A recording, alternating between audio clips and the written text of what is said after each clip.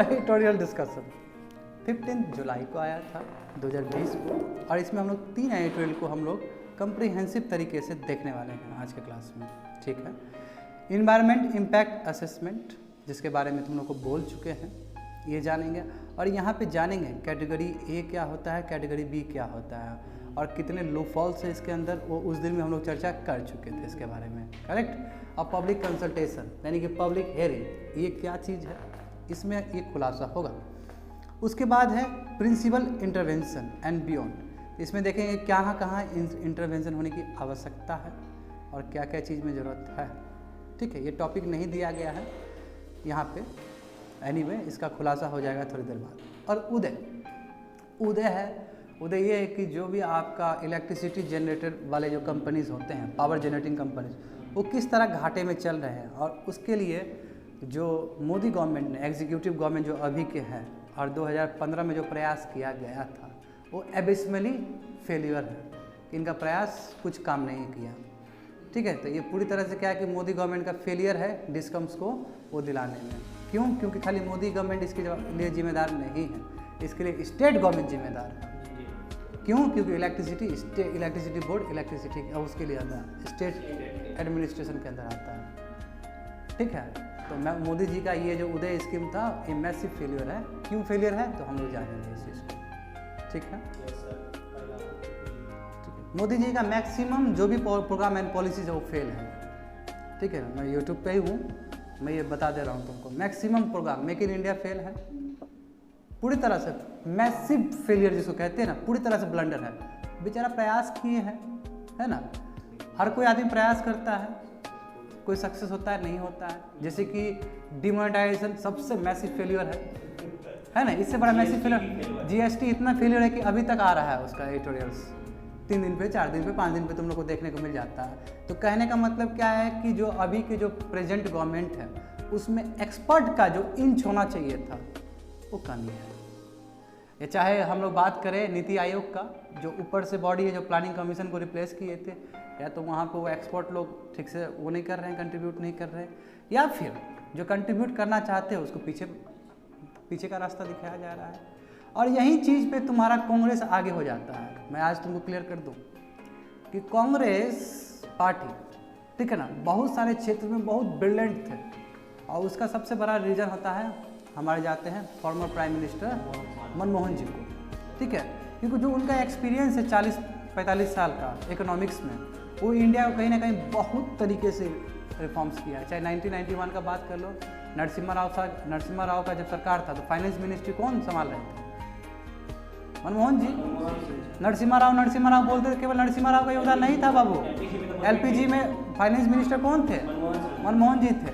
और मनमोहन जी सबसे पहले आरबीआई के गवर्नर बने थे, ठीक है, बता दूं तुम लोग को, आरबीआई के गवर्नर भी रह चुके हैं। उसके बाद इनका कैपेबिलिटी देख के लोग इतना प्रभावित हुआ कि इनको पॉलिटिशियन बना दिया, जबकि पॉलिटिशियन नहीं है बाय टैलेंट ये बहुत बड़े एकोमोडेशन है, इंटेलेक्चुअल है। इसलिए इंटेलेक्चुअल है कि 2018 में जब पूरी तरह से ग्लोबल डाउनटर्न हो गया, पूरी तरह से वर्ल्ड खत्म हो गया, 8 में, हाँ, क्राइसिस 8-9 के क्राइसिस हुआ था, तो पूरा वर्ल्ड त्राहिमाम हो गया, मैं इंडिया बच गया, अच्छे से बच गया यार। इसलिए तो बहुत क्रेडिट जाता है बैंकिंग सिस्टम को हमारे उस समय का, ठीक है ना। मगर ये बात हम तुमको कल बताएंगे, कल के एडिटोरियल में बताएंगे, ठीक है, तैयार कर चुके हैं, भेज देंगे तुम लोग को आज। कल के एडिटोरियल में बताएंगे कि कैसे 2021 में रिसेशन होने वाला है, ठीक है ना, कैसे निगेटिव बढ़ती, यानी कि तुम देख रहे हो अंतर क्या हो रहा है। यदि प्राइम मिनिस्टर को इकोनॉमिक्स का जानकारी हो या उनके मंत्रिमंडल में इकोनॉमिक्स का जानकारी हो, तो पूरे ग्राउंड लेवल पर आपको दिखता है। मैं वो चीज़ मिसिंग है तो ये भी आपको ग्राउंड लेवल पर दिखता है नेगेटिव तरीके से। तो कांग्रेस यहाँ सबसे आगे था। कैसे आगे था तो ये भी समझ लो for your information. Anna Hazare का मूवमेंट हुआ, अन्ना हजारे का मूवमेंट 13 के आसपास 2010 के आसपास हुआ था, 10-11 के आसपास था, यू नो दिस थिंग्स। अभी देखो रामलीला मैदान बहुत फेमस है, किसी भी उसके लिए प्रोटेस्ट के लिए वही मैदान को यूज़ करके इमरजेंसी के अगेंस्ट तुम्हारा जयप्रकाश नारायण ने वो किया था, याद होना चाहिए तुम लोग को, यदि याद नहीं तो अभी याद कर लो, ठीक है ना। इसलिए बहुत ऐतिहासिक है, वो ऐसा मैदान है जहाँ पे डेमोक्रेसी का हर समय बात चलता है, ठीक है ना, बहुत फेमस है। अभी किसी को है हक है कि मोदी जी की सरकार में जाकर, मोदी जी गवर्नमेंट के अंदर वो जाकर रामलीला कर दे, एक बार करने नहीं देता है सर। बहुत दिन से नहीं हो रहा है, नहीं हो रहा है। क्यों? वही बोले, मीडिया को आप खरीद लिए, आप जनता को खरीद लिए, आप पोलराइज कर दिए सोसाइटी को। ये तो मैं तो ऑन रिकॉर्ड हूँ ना, अभी ऑन रिकॉर्ड बोल रहा हूँ ये चीज़। हमको डर नहीं है इस बात का, क्योंकि हम चीज़ देख रहे हैं। इसलिए बोलते हैं कि अंधभक्त मत बनो।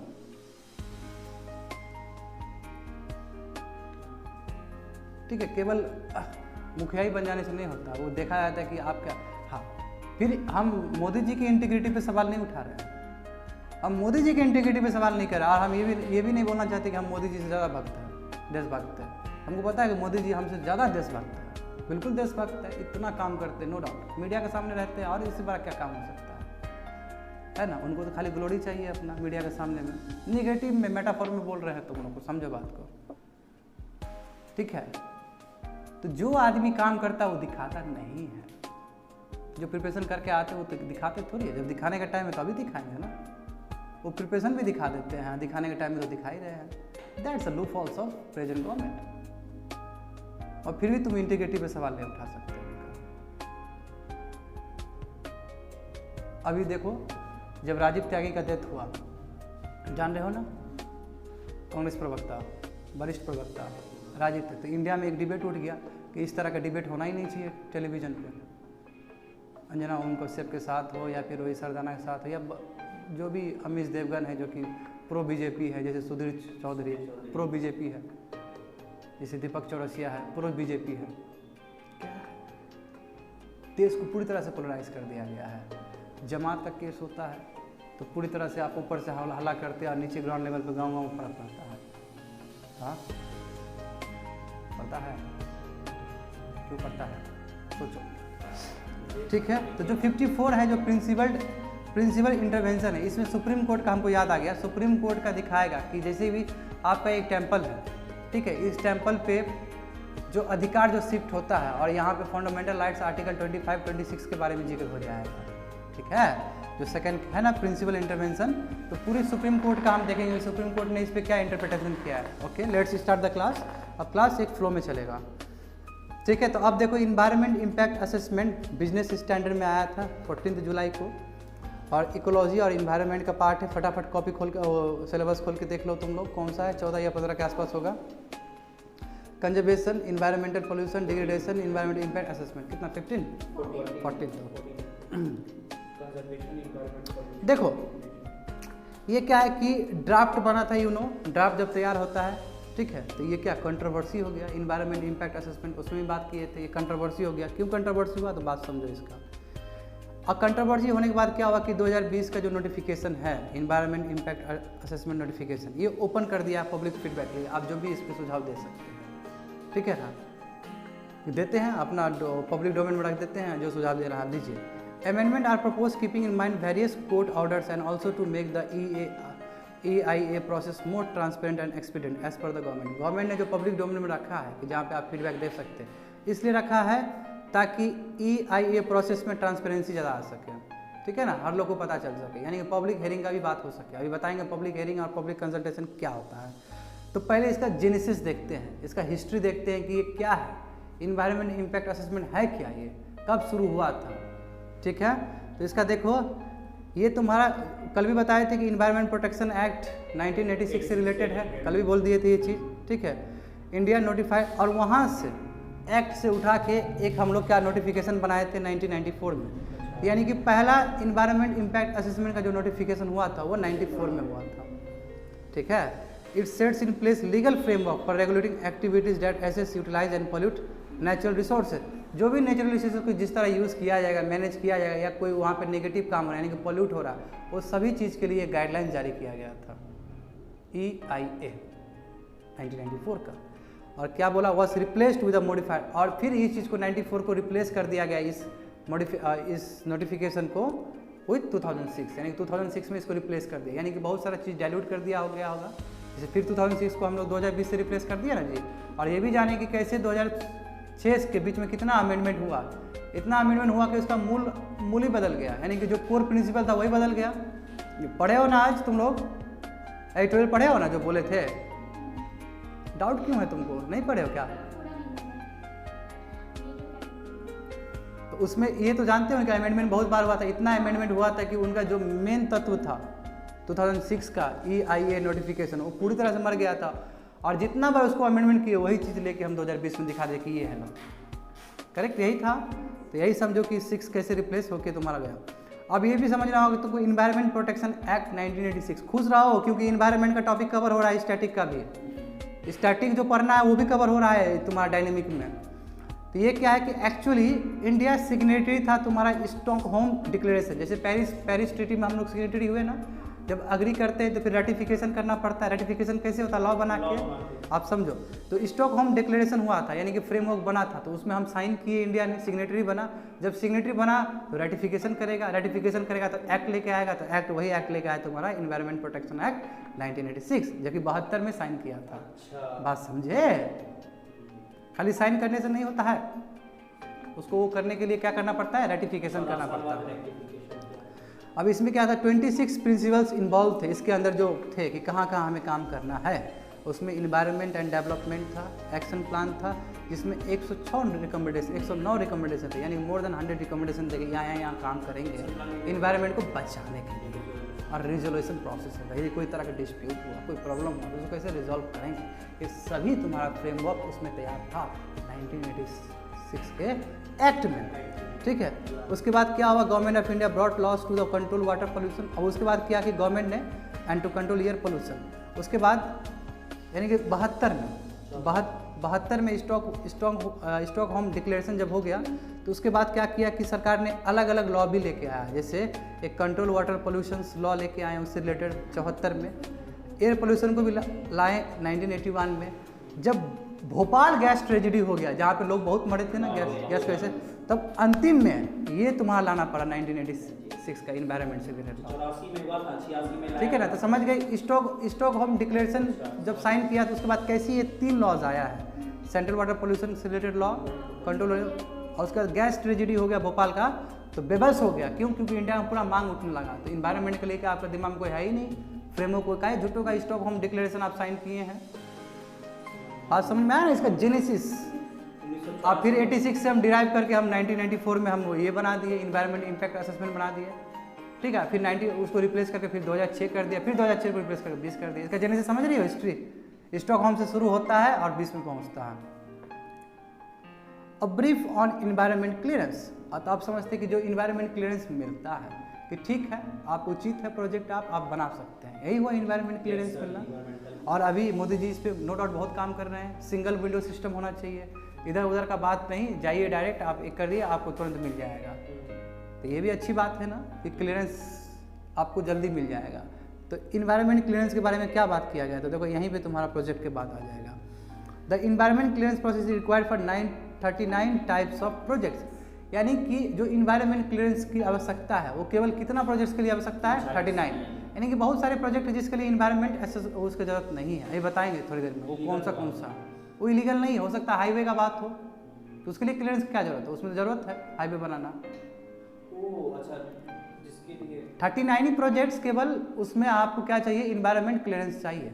बहुत सारे प्रोजेक्ट है जिसमें नहीं चाहिए, क्योंकि गवर्नमेंट के स्ट्रेटेजिक पॉइंट्स ऑफ व्यू से बहुत इंपॉर्टेंट होगा, है ना। हालांकि हाईवे पे भी बहुत डिबेट हो जाता है, क्योंकि यदि हाँ यस बहुत अच्छा पकड़े, क्योंकि कर्नाटका में जो बंदीपुर जो तुम्हारा टाइगर रिजर्व था, उसके ऊपर हाईवे वो करने ओवर ब्रिज बनाने का प्रयास कर रहा था, तो नितिन गडकरी को भी फटकार मिला था वहाँ के हाई कोर्ट से। तो ऐसा नहीं कि वही जो प्रोटेक्टेड एरियाज बोले, ऐसा नहीं कि प्रोटेक्टेड एरियाज में भी आप इस चीज़ को इन्वोक कर दें। समझ गए बात को? ये तुमको बस लिंक करना है दूसरे चीज़ से भी। तो देखो जब 39 टाइप्स ऑफ प्रोजेक्ट्स को क्लियरेंस चाहिए, उसके बाद देखो आइडिया क्या है इसके पीछे।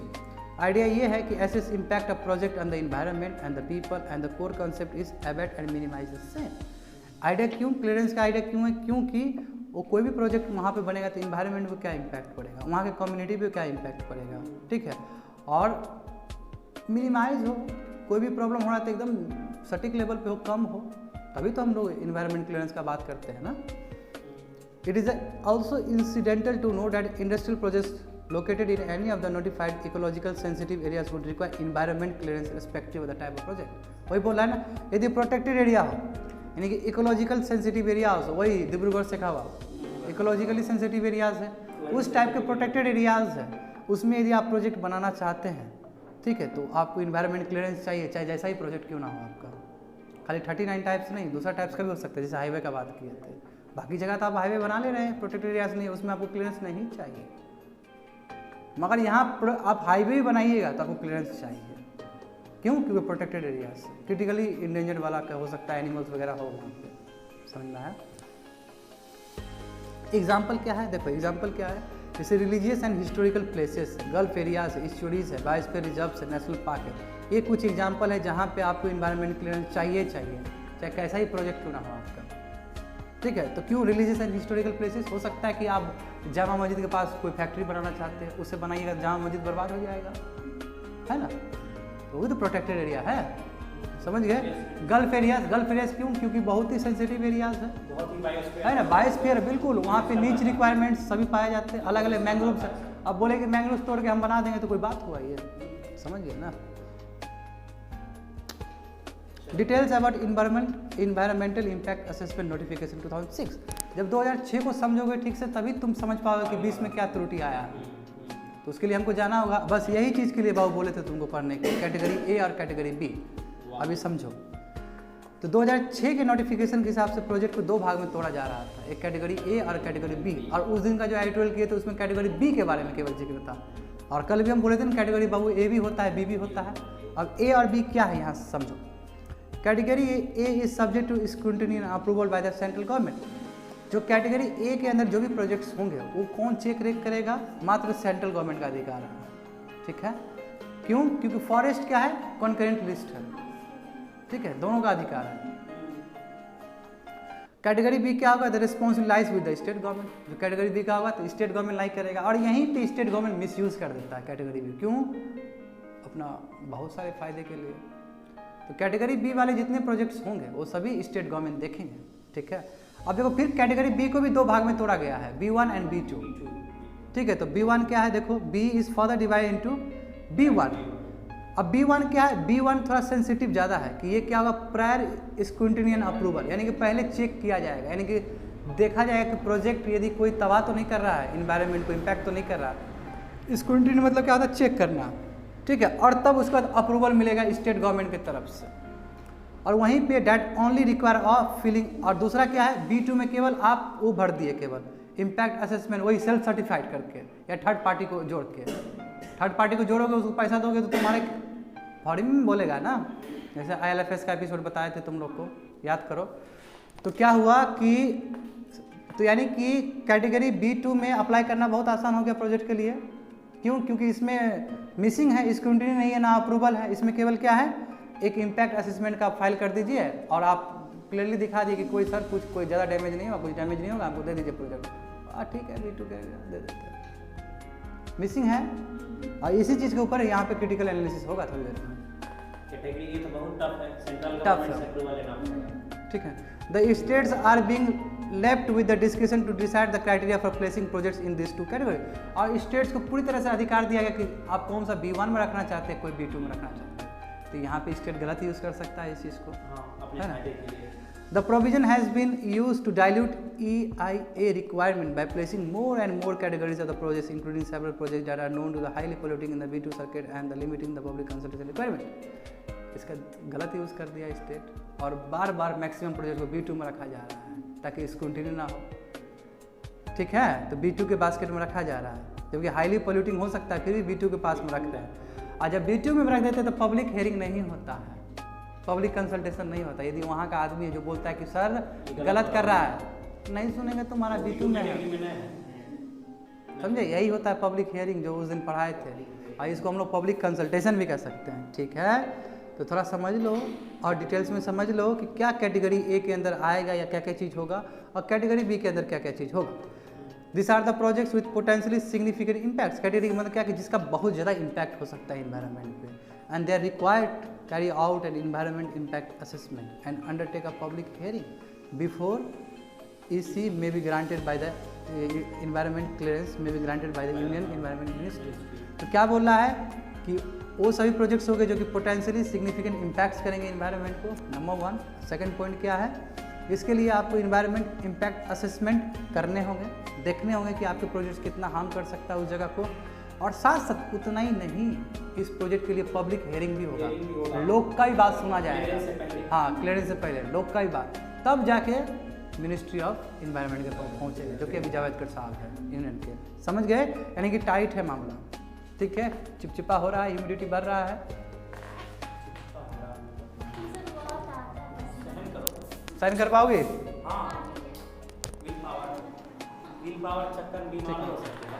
चलो, नहीं बगल में कहीं सुन लेंगे सर आप। कोई बात नहीं, सुनो, बस डिस्टर्ब नहीं करना है। कैटेगरी बी देखो, कैटेगरी बी में क्या हो सकता है, जो पोटेंशियली लेस सिग्निफिकेंट प्रोजेक्ट्स हो या इम्पैक्ट्स करे, तभी तो हम स्टेट को दे दिए हैं अधिकार। समझ में आ रहा है? और this are evaluated and given a clearance by state level authorities. सही बात है, स्टेट के अंदर है ये चीज़, तो स्टेट लेवल के अथॉरिटीज़ इसको डिसाइड करेंगे कि इन्वायरमेंट क्लियरेंस पास होना चाहिए कि नहीं होना चाहिए।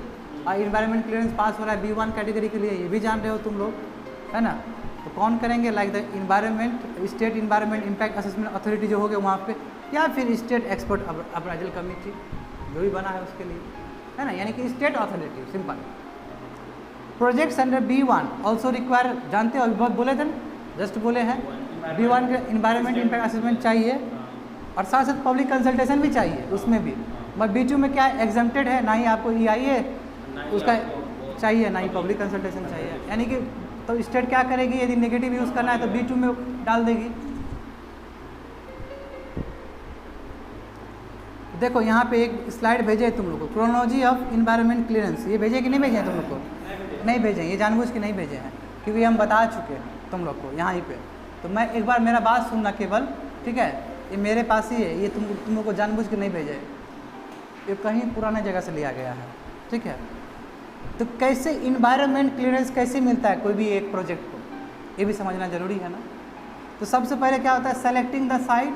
आप एक साइट को सेलेक्ट कर लिए इन्वायरमेंट में कि इस जगह हम प्रोजेक्ट बनाएंगे। Number 1 step, conducting the environment impact assessment by self और बाय थर्ड पार्टी। या तो सेल्फ कर रहे हैं या फिर थर्ड पार्टी के द्वारा कर रहे हैं, ये बताए थे। यही तो लूप होल्स है इसमें। यहीं पे देखो, वहाँ पे बताए थे कन्फ्लिक्ट ऑफ इंटरेस्ट, नहीं पढ़ी हो ठीक से, वहाँ पे वर्ड ब्रॉडर टॉपिक है कन्फ्लिक्ट ऑफ इंटरेस्ट। क्यों? क्योंकि यदि आप प्रोजेक्ट करना चाह रहे हैं और आप ही SSC कर रहे हैं, आप तो किसी तरह का लीजिएगा गलती। हाँ, तो यानी कि आप इन्वायरमेंट इम्पैक्ट असेसमेंट कर रहे हैं सेल्फ सर्टिफाइड करके, या थर्ड पार्टी कर रहे हैं, वो भी थर्ड पार्टी आपके पक्ष में ही, क्योंकि आप पैसा दे रहे हैं उसको। तीसरा देखो, public hearing and arrange by the state pollution control board. अब बोला कि पब्लिक हियरिंग होगा, थर्ड में क्या होगा, पब्लिक हियरिंग भी दे रहे हैं। अभी इन्वायरमेंट इम्पैक्ट असेसमेंट बन गया थर्ड पार्टी से या सेल्फ सर्टिफिकेशन से, स्टेज नंबर 2। थर्ड क्या है, पब्लिक हियरिंग, पब्लिक भी आएगी, पब्लिक कंसल्टेशन होगा, ठीक है? और पब्लिक कंसल्टेशन कौन ऑर्गेनाइजेशन करेगा, तो वो तुम्हारा करेगा स्टेट पोल्यूशन कंट्रोल बोर्ड, जो कहाँ पे, उड़ीसा में है। कहाँ पे है? हाँ, वहाँ बुलाया। And no objection certificate will be issued by the your state pollution control board. और बोलेगा कि नो ऑब्जेक्शन सर्टिफिकेट दे, ठीक है, ये सही है, proceed, you may proceed. However, यदि मान लो कि it involves other entities like forest, CBC will take into account, और भी 1-2 कमेटी हो गए जिससे राय विचार लेना होगा। तो क्या हुआ, पहले आपने साइट को सेलेक्ट किया, उसके बाद आपने क्या किया, इन्वायरमेंट इम्पैक्ट असेसमेंट रिपोर्ट बनाया, और थर्ड में आप पब्लिक कंसल्टेशन किए, साथ साथ कुछ ऑर्गेनाइजेशन को और लेके आए आप देखने के लिए कि कितना सही है उसका इन्वायरमेंट इम्पैक्ट असेसमेंट। उसके बाद चौथा ग्रुप क्या है कि प्रोजेक्ट प्रोपोनेंट अप्लाइज फॉर अब असेसमेंट हो गया, अब इन्वायरमेंट क्लियरेंस के लिए अप्लाई करना है कि सर मेरा हो गया, क्लियरेंस कर दी है, मतलब इन्वायरमेंट इम्पैक्ट असेसमेंट दिखा दिए आपको, मेरा पास हो गया, इसका मतलब अब हमको क्लियरेंस दीजिए इन्वायरमेंट का, वो प्राप्त कर लिए हैं। साथ साथ ये भी दिखाया कि हम पब्लिक कंसल्टेशन भी है मेरे साथ, पब्लिक ने भी हाँ बोल दिया, ये सभी रिपोर्ट। उसके बाद वो फिर सेंटर के पास जाएगा या स्टेट के पास जाएगा। यदि कैटेगरी ए है तो वो सेंटर के पास जाएगा, B है तो जाएगा स्टेट के पास जाएगा, स्टेट अथॉरिटी के पास जाएगा, ठीक है? और उसके हिसाब से वो डिसाइड करेगा कि क्या प्रोजेक्ट को एक्सेप्ट करना चाहिए या रिजेक्ट करना चाहिए, या कोई सजेशन देना चाहिए। समझ गए क्रोनोलॉजी कैसे कहाँ पहुँच रहा है ये? तो आप समझो, अब तुम लोग के पेज में होगा वहाँ पे पब्लिक हेयरिंग है ना, वहाँ पे पब्लिक हेयरिंग या पब्लिक कंसल्टेशन क्या चीज़ है तो बता चुके। पब्लिक कंसल्टेशन 94 के नोटिफिकेशन में नहीं था बाबू, समझे, ये 97 में इंट्रोड्यूस किया गया है, समझे, पहली बार 97 में इंट्रोड्यूस किया गया है। इसमें क्या है कि involvement of the public is one of the fundamental principle of a successful EIA process. Environment impact assessment को ठीक से तवज्जो देने के लिए, ठीक से इम्प्लीमेंट करने के लिए पब्लिक हेयरिंग यानी कि पब्लिक कंसल्टेशन की आवश्यकता है। और ये कब हो रहा है? इन्वायरमेंट इम्पैक्ट असेसमेंट के बाद थर्ड प्रोसेस में हो रहा था ना, सेकंड प्रोसेस में ये हो रहा है, EIA हो रहा है, समझ रहे बात को, तब जाके बाद में क्लियरेंस हो रहा है। It is inbuilt on the principle of listening to the people affected as well to bring transparency. क्या है ये, क्यों लाए हैं पब्लिक कंसल्टेशन या पब्लिक हेयरिंग, क्यों हम 97 लाए हैं? इसलिए लाए हैं ताकि उस आदमी को भी सुना जाए जो इस प्रोजेक्ट से प्रभावित हो सकता है। क्यों? इन्वायरमेंट में बहुत सारे लोग रह रहे हैं और ट्रांसपेरेंसी मेंटेन कर सके, वो पब्लिक को भी पता चल सके कि डिसीजन क्या लिया गया और क्यों लिया गया है ऐसा decision. This could be in the form of public consultation और पब्लिक पार्टिसिपेशन। ये कब पॉसिबल है? जब पब्लिक को अपने डिसीजन में शामिल करिएगा तभी ना, और डायलॉग्स के लिए है ना। तो ये पब्लिक कंसल्टेशन क्या है? Public hearing is equal to public consultation, same है। देखो, it is the process by which the concerns of the local people regarding the adverse impacts of a project are ascertained and taken into account in the EIA study. बता दिए ये चीज़, the concept वही 97 में इसको legalise किया गया है। And for most projects public hearing is required. क्यों? कैटेगरी A में चाहिए, कैटेगरी B1 में भी चाहिए, खाली कैटेगरी B2 में नहीं चाहिए ना। तो मोस्ट ऑफ द कैटेगरी में तो है ही ना जी, मोस्ट ऑफ द प्रोजेक्ट में है। तो प्रोसेस मार्क क्या है? देखो कितना बढ़िया बढ़िया लिख दिया है, तुम लोग लगेगा वाह क्या बात है, मत तुमको पता चलेगा कि ये केवल प्रोसीजर ही है, इसको इम्प्लीमेंट नहीं करता है। क्यों? तो बता दो, समझो किस तरह प्रोसेस चलता है। तो जस्ट अभी बताए हैं। तो process begin with state pollution control board issues notice, ये नोटिस इश्यूज करती है और एक लोकल लैंग्वेज में भी रहता है, एक लोकल लैंग्वेज में छपना चाहिए। मान लो कि उड़ीसा में, मान लो कि बिहार में बना, तो बिहार में कोई इंग्लिश तो समझने वाला है नहीं, तो हिंदी में छपेगा। एक कोई लोकल लैंग्वेज वहाँ का, एक लोकल लैंग्वेज में भी आप छाप दिए न्यूज़पेपर में, ताकि लोग प्रभावित हो जाए, लोग जान लें कि हमारे एरिया में क्या बनने वाला है। ठीक है, कम से कम 2 न्यूज़पेपर होना चाहिए, एक न्यूज़पेपर आपका वहाँ का लोकल लैंग्वेज, एक न्यूज़पेपर आपका जो स्टैंडर्ड है इंडिया का। The public can hand over the return suggestion. उसके बाद पब्लिक क्या है, अपना सजेशन दे सकती है, व्यूज़ दे सकती है, कमेंट दे सकती है, या फिर कोई ऑब्जेक्शन दे सकती है। वही स्टेट पोल्यूशन कंट्रोल बोर्ड को, समझे, 30 दिन के अंदर, जो कि उड़ीसा में इसका बोर्ड है, बताएं तुम लोग को, उड़ीसा में इसका हेड क्वार्टर है। The public is also entitled to have access to the executive summary containing self features of the project. और पब्लिक चाहे तो ये भी चीज़ प्राप्त कर सकती है कि प्रोजेक्ट से रिलेटेड क्या क्या फीचर्स है, इस प्रोजेक्ट किस टाइप का लगने वाला है, कितना मेगावाट का होगा प्रोजेक्ट लगेगा, जो भी प्रोजेक्ट, उसके बारे में भी जान सकती है। उसके लिए गवर्नमेंट क्या करेगी, पब्लिक डोमेन में रख देगी उस चीज़ को, चाहे 19 पेपर में छाप दे, चाहे नेट पर रख दे। यानी कि पब्लिक पूरी तरह से अवेयर हो जाता है ना इससे, क्या बनने वाला है उसके घर में। They also have to access to the EI report. EI report भी मिल जाएगा, हाँ फला फला प्रोजेक्ट है, एक्स कंपनी प्रोजेक्ट करना चाहती है, उसका रिपोर्ट क्या है, जो सेकंड स्टेज का बताया था प्रोसेस, EI वाला रिपोर्ट। और उसके बाद, और ये तुम्हारा डिस्ट्रिक्ट कलेक्टर का ऑफिस से मिल सकता है, उसको समझ में आया, डिस्ट्रिक्ट कलेक्टर से मिल सकता है, क्योंकि डिस्ट्रिक्ट कलेक्टर ही तुम लोग को बनना है। समझो, तुम ही लोग दगो ये, यदि ठीक से काम करोगे, मगर इस तरह का एटीट्यूड से कभी नहीं दे पाओगे clearance. Along with the others, state pollution control board conducts the public hearing on the nominated date. और उसके बाद जैसे बोले 30 दिन का टाइम फ्रेम मिलता है, उसके बाद पब्लिक हियरिंग लेगा, उसके बाद डिसाइड करेगा क्या होना चाहिए। पब्लिक का भी बात सुनेगा, यदि मना किया तो क्यों मना कर रहे हैं, और यदि मना किया तो बोले थे ना वहाँ पे एक चीज़ रेस्पॉन्सिबिलिटी, वो प्रोजेक्ट क्या कर रहा है वो कंपनी, सोशल रिस्पॉन्सिबिलिटी, यानी कुछ नया चीज़ बना दे रहा है, वहाँ पे बिल्डिंग बना दे रहा है, स्कूल बना दे रहा है, एजुकेशन फील्ड वो था ना उसमें एज अ कंपनसेशन। तो तुमको बोल रहे हैं ना बाबू, मगर उस दिन भी क्या कमेंट किए थे, मैं इन्वायरमेंट के नाम पे दी वो करे, तो वो भी तो अच्छी बात नहीं है, क्योंकि इन्वायरमेंट सबसे इम्पोर्टेंट है। ये टिप्पणी दिए थे कि नहीं दिए थे उस दिन, मदर नेचर है। तो कहने का मतलब क्या, पूरी तरह से वो एडिटोरियल पे काम है कि नहीं है, ये चीज़ यहाँ पे नहीं है, वो चीज़ वहाँ से उठा ली है। तो 360 लिख दिए थे ना कल तुम लोग को मैसेज कि 360 जो चीज़ छूटेगा वहाँ पे और जो वहाँ छूटेगा यहाँ पे है। देखो क्या प्रॉब्लम्स पब्लिक हेयरिंग में। कितना बढ़िया सुनने में मज़ा आया। पब्लिक हेयरिंग में दिक्कत क्या है? Ideally public hearing should start from the stage when the idea of project. Actual में पब्लिक हेयरिंग सेकेंड स्टेज में होना चाहिए था, मगर सेकेंड स्टेज में क्या है, इन्वायरमेंट इम्पैक्ट असेसमेंट है। असेसमेंट करने के बाद पब्लिक को दे रहे हैं। यदि पब्लिक को पहले देते तो पब्लिक बोल देता। आप थर्ड स्टेज में डाल रहे हैं, यानी कि सही नहीं है स्टेज। आपको एक्चुअली सेकेंड स्टेज में डालना चाहिए था, वही है फर्स्ट स्टेटमेंट का मतलब वहाँ पे। Ideally public hearing should start from the stage, उस स्टेज से स्टार्ट होना चाहिए जहाँ पे प्रोजेक्ट को कंसीव किया जा रहा है, यानी कि स्टार्ट करने का प्रयास किया जा रहा है, कि जहाँ पे साइड चुना जा रहा है कि यहाँ पे करेंगे। जो पहला स्टेज था ना जी, इस साइड में हमको चुनना है। दूसरा देखो, but the role of the public in the environment clearance is limited है जी।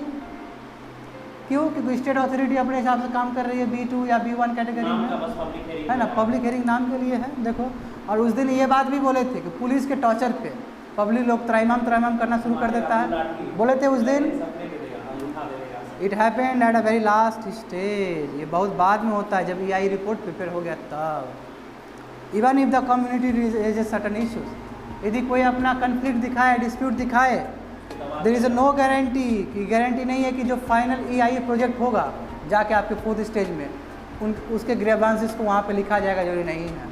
मिसिंग है, पब्लिक का दुख मिसिंग है EI की रिपोर्ट में। और जो ज़्यादा उछलता है उसको शांत कर दिया, हाँ कर दिया जाता है, यानी कि हो गया। तो यानी कि EI में पब्लिक हेयरिंग का कहीं बात ही नहीं है, समझे। Instant of participatory format it becomes procedure, वही बोले। हालांकि पब्लिक हेयरिंग हम इसलिए दिए थे कि ताकि पार्टिसिपेटरी हो, उसका भी हाथ हो, मगर ये प्रोसीजर बन गया। ये होगा तो ये होगा तो ये होगा, ये होगा, प्रोजेक्ट हो जाएगा।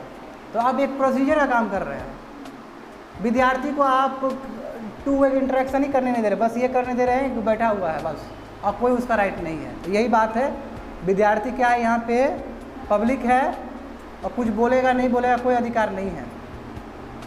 कर दे वो वाला क्लास जो दिल्ली में चलता है, और उससे क्या होता है, यूनिलैटरल बोलते हैं उसको, जहाँ पे आपके ओपिनियन को कुछ नहीं धता बता दिया जाता है आपको, ठीक है। तो सबसे ज़्यादा नुकसान तुमको ही होगा। देखो, तो प्रोजेक्ट्स एग्जेम्प्टेड, कौन से प्रोजेक्ट्स हैं जो एग्जेम्प्टेड है, इस कैटेगरी में नहीं आएंगे। तो देखो वहाँ पे बोले थे ना बहुत सारे प्रोजेक्ट नहीं आते हैं।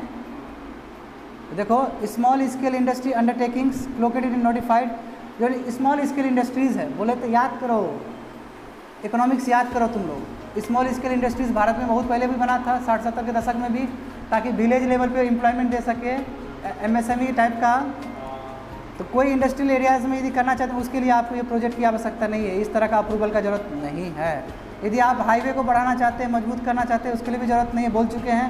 यदि स्पेशल इकोनॉमिक जोन में ये लोकेटेड है तो उसके लिए नहीं चाहिए। तो ये बताया सागरमाला प्रोजेक्ट के बारे में तुम लोग को कभी, उसके लिए स्पेशल हम लोग देते हैं कि नहीं देते, सब्सिडी सब अलग से पैसा दिया जाता है कि नहीं दिया जाता है बढ़ाने के लिए। Modernisation of existing irrigation project, यदि इरीगेशन प्रोजेक्ट को आप बढ़ाना है तो उसके लिए भी आप क्लियरेंस कर दीजिएगा, तो दुविधा हो जाए, क्योंकि फार्मर्स को पहुंचाना है पानी। ये सब चीज़ के लिए आपको अप्रूवल की आवश्यकता नहीं है, ना ही ये कैटेगरी A भी आएगा, ना ही कैटेगरी B के अंदर आएगा। मगर क्या है, प्रोटेक्टेड एरियाज के बीच से ये जाए तो उस समय भी जरूरी है, समझ गए ना।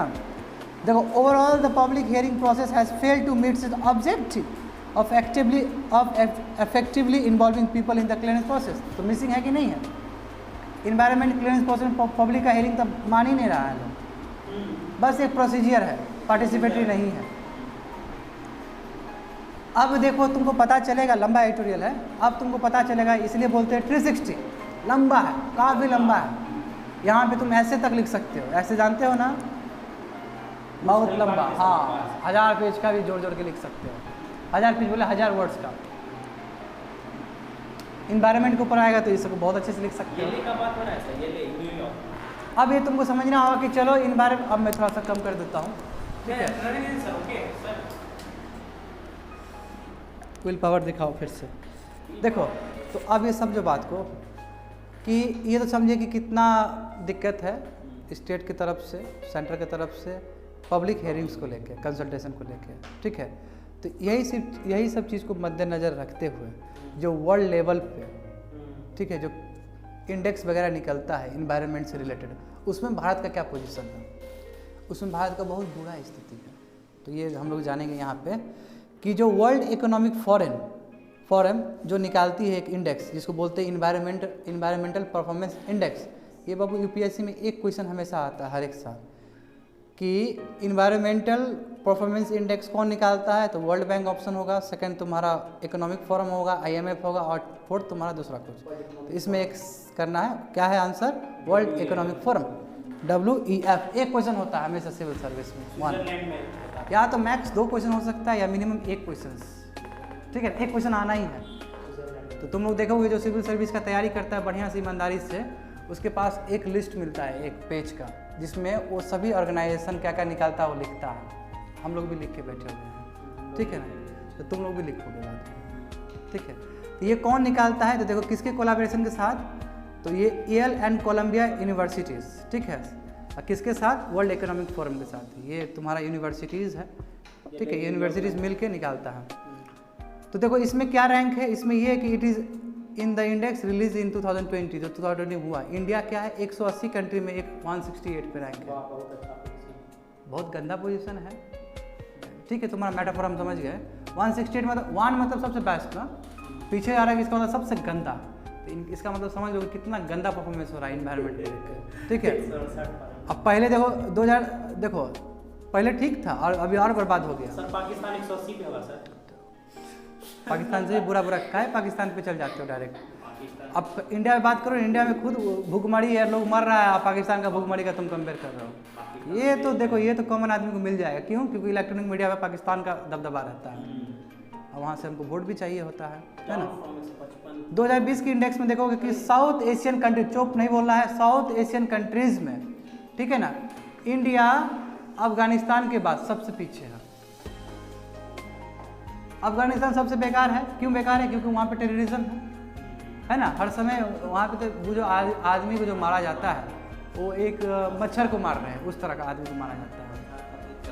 जा रहा है डिलीवरी के लिए, महिला जा रही है, बम फूट गया वहीं पे, लोग जा रहे हैं, मर गया, घर से निकला, कोई चांस नहीं है कि अब वो वापस लौटेगा, नहीं, वही तालिबान सब है। तो बात समझो इस चीज़ को, तो इस चीज़ को क्या समझाने चाह रहा है कि साउथ एशिया यानी कि नेपाल से भी पीछे हैं हम लोग, पाकिस्तान से भी पीछे हैं, पाकिस्तान का बोला पाकिस्तान से भी पीछे है, क्योंकि पाकिस्तान भी साउथ एशिया का ही पार्ट है, तभी तो 7 कंट्री में आता है वो। पाकिस्तान से भी पीछे हम लोग, मात्र अफगानिस्तान से आगे है। अफगानिस्तान से भाभी तो आगे हो तो क्या, कौन सा अच्छा बात है, उससे आगे क्या है, वो तो ऐसे ही पूरे तरह से ख़त्म है।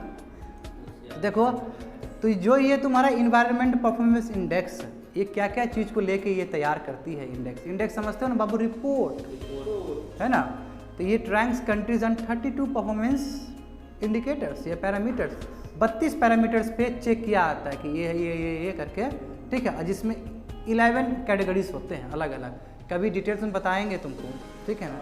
It looks at the environment health और इकोनॉमिक वाइटलिटी, ये देखता है कि इन्वायरमेंट हेल्थ कैसा है उस जगह का और इकोसिस्टम किस तरह बरकरार है, कहीं इकोसिस्टम बर्बाद तो नहीं हो रहा, और यही सब चीज़ को देख के फैसला सुनाती है। तो यानी कि इंडिया 168 रैंक आया है, इसका मतलब क्या कि इंडिया का पोजीशन बहुत ख़राब है, लिटरली ख़राब है।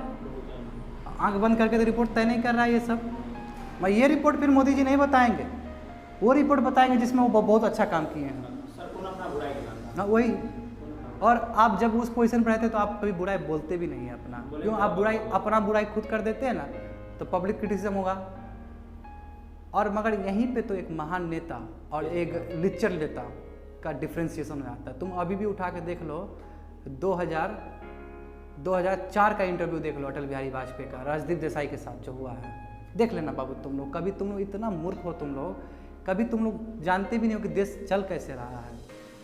2004 का तुम देखना जरूर, राजदीप देसाई बहुत बड़े पत्रकार है, ठीक है, जो ललन टॉप के नेता नगरी में भी आते हैं, तो उसमें तुम लोग देख लेना, ठीक है ना, कि राजदीप देसाई किस तरह अटल बिहारी वाजपेयी से बात करते और किस तरह अटल बिहारी वाजपेयी अपने क्रिटिसिज्म को स्वीकार करते कि गलती हुआ है हमसे। ये होता है एक महान आदमी का कि क्रिटिसिज्म आपको एक्सेप्ट। अभी का कोई आदमी क्रिटिसिज्म सहने के लिए तैयार ही नहीं है, और आप संबित पात्रा ऐसा फालतू का आदमी को आप बैठा देते हैं। तो ये तो हम बोलेंगे ना, ये सब चीज़ कैसे छोड़ेंगे हम तुमको। तो have a glans eight the expert group report convened by the national statistical commission. अच्छा बाबू, नेशनल स्टैटिस्टिकल कमीशन का बात आए तो कौन सा शख्सियत के बारे में तुम लोग को याद आना चाहिए एक बार में? मौलवीस, इधर देखो कोमल, मौलवीस जो फेमीन में सर्वे में अपना दिए थे योगदान, स्टैटिस्टिकल कमीशन बनाए थे। जीरो नॉलेज, तुम लोग को भूख भूख के बोल चुके कि ऐसे आदमी शताब्दी में एक जन्मते हैं। पीसी मौलवीस जो फेमीन पॉलिसी बनाए थे, जिनका डेटा लेके जाके तुम्हारे जो लोकसभा के जो मेंबर है, क्या नाम है नीचे केरल से जो सांसद है, शशि थरूर, जो स्पीच दिए थे पार्लियामेंट में, तुम लोग सब बात भी भूल जाते हो नहीं? बोले थे पीसी मौलवीस के बारे में बताए थे, कितना तारीफ किए थे उनका, किए थे कि नहीं किए थे? और बताए थे कैसे उन्होंने फेमिन को देखते हुए, हर कोई बोलता है इतना मर गया, और उसमें हम ये भी बताए थे कितना फैमिली 85% तो बहुत अच्छे से स्टैंड कर लिया था। याद आ गया ना?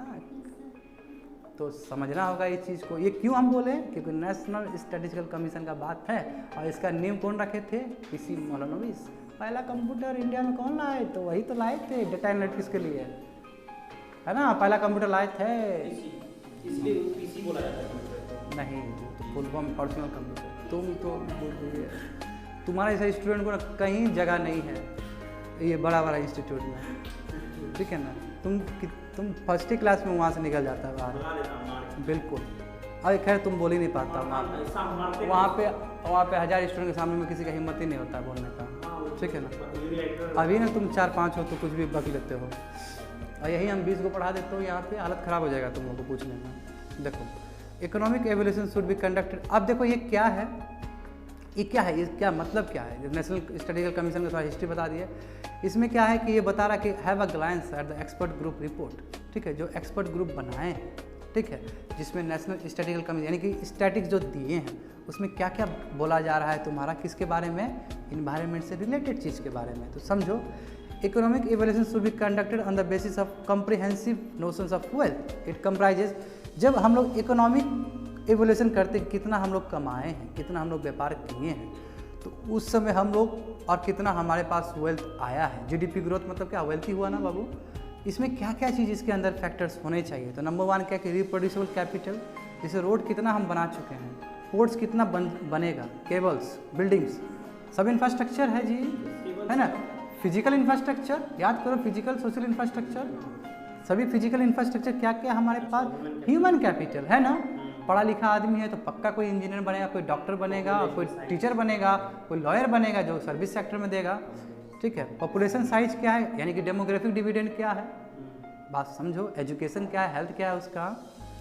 नेचुरल कैपिटल क्या है, जिसमें इकोसिस्टम कितना अच्छा है आपका, है ना? तो हम बोले कि आप बोले ना कि आप इकोनॉमिक कॉस्ट, इकोनॉमिक कमाने के लिए, इकोनॉमिक वायबिलिटी के लिए आप इन्वायरमेंट को आप वो नहीं कर सकते हैं, डैमेज नहीं कर सकते। क्यों?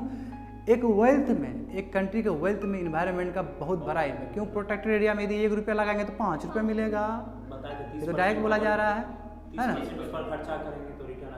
1 रुपया में 5 रुपया आएगा, ये बोला गया था। देखो तो क्या है, इसमें इकोसिस्टम आते हैं, लैंड आते हैं, सोइल्स आते हैं, इत्यादि आते हैं, ठीक है? Present discounted value of the inflow of social rising investment could be consider positive if only the project is बोला है कि तुम्हारा क्या बोला कि सोशल, तभी सोशल प्रोविस्ट होगा यानी कि प्रॉफिट होगा जब इन्वेस्टमेंट करेंगे और इन कॉन्सोनेंस विथ योर इन्वायरमेंट, ठीक है? इसका बोलने का लिटरली मीनिंग ये है कि इन्वायरमेंट होना चाहिए, उस पर नेगेटिव असर नहीं होना चाहिए। Wealth is defined to include not just land, equipment और other items but also the human capital and natural capital. Natural capital का रिसोर्सेज, ये नहीं कि खाली वेल्थ आप बोल देगा हाँ लैंड है जी, फिजिकल इंफ्रास्ट्रक्चर नहीं, not only physical infrastructure, you have to look at the same time natural resources, environment, human capital, है ना? यही ह्यूमन कैपिटल के वजह से तुम्हारा क्या होता है? नहीं, यही ह्यूमन कैपिटल वजह से बांग्लादेश जैसे छोटे कंट्री में वो उस दिन प्रिंस बोला ना महमूद साहब, और तुम्हारे जो बहुत फेमस इंडिया के जो है क्या है, बहुत बड़े इकोनॉमिक्स्ट है, क्या नाम है यार, बहुत फेमस है, उनको नोबेल प्राइज़ मिला था, ठीक है, इकोनॉमिक्स में, ठीक है ना? उस दिन बात की थी, नाम निकल गया अभी। तो देखते हैं हम लोग, लास्ट है इसका, इस पोर्शन का। तो 2020 का, ठीक है, जो नोटिफिकेशन है, क्यों कंट्रोवर्शियल हुआ है? तो आप तो तुम लोगों को समझ में आ गया क्या क्या डायल्यूट हुआ है, तो इसको संक्षेप में समझते, ये भी दूसरी जगह से लिया गया है, ठीक है, तुम लोग को समझाने के लिए। तो information about strategic tag is not required to place in the public.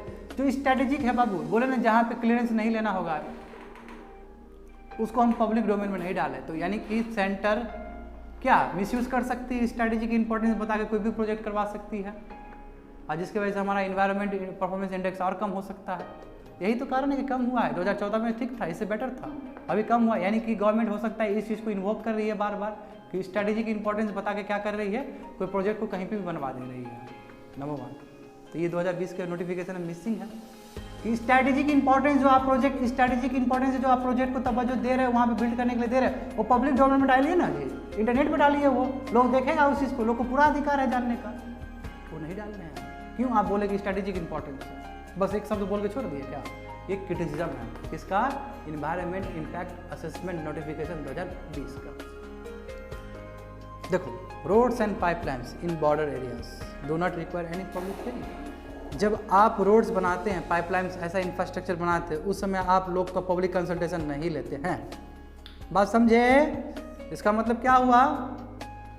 ये भी स्ट्रेटेजिक है, आप लेना चाहिए था आपको। बॉर्डर एरियाज क्या डिफाइन है देख लेना तुम लोग, वो जरूरी नहीं है तुम लोग को जानने के लिए, कहीं और जगह से लिया गया ये चीज़। इनलैंड वाटरवेज प्रोजेक्ट, जो इनलैंड बनता है ना, वाटर जैसे कि हल्दिया से बन रहा था, इलाहाबाद से हल्दिया बन रहा था, नहीं बन रहा था, नेशनल वाटर हाईवे, वाटरवे 3, ठीक है, हाईवे बन रहा था।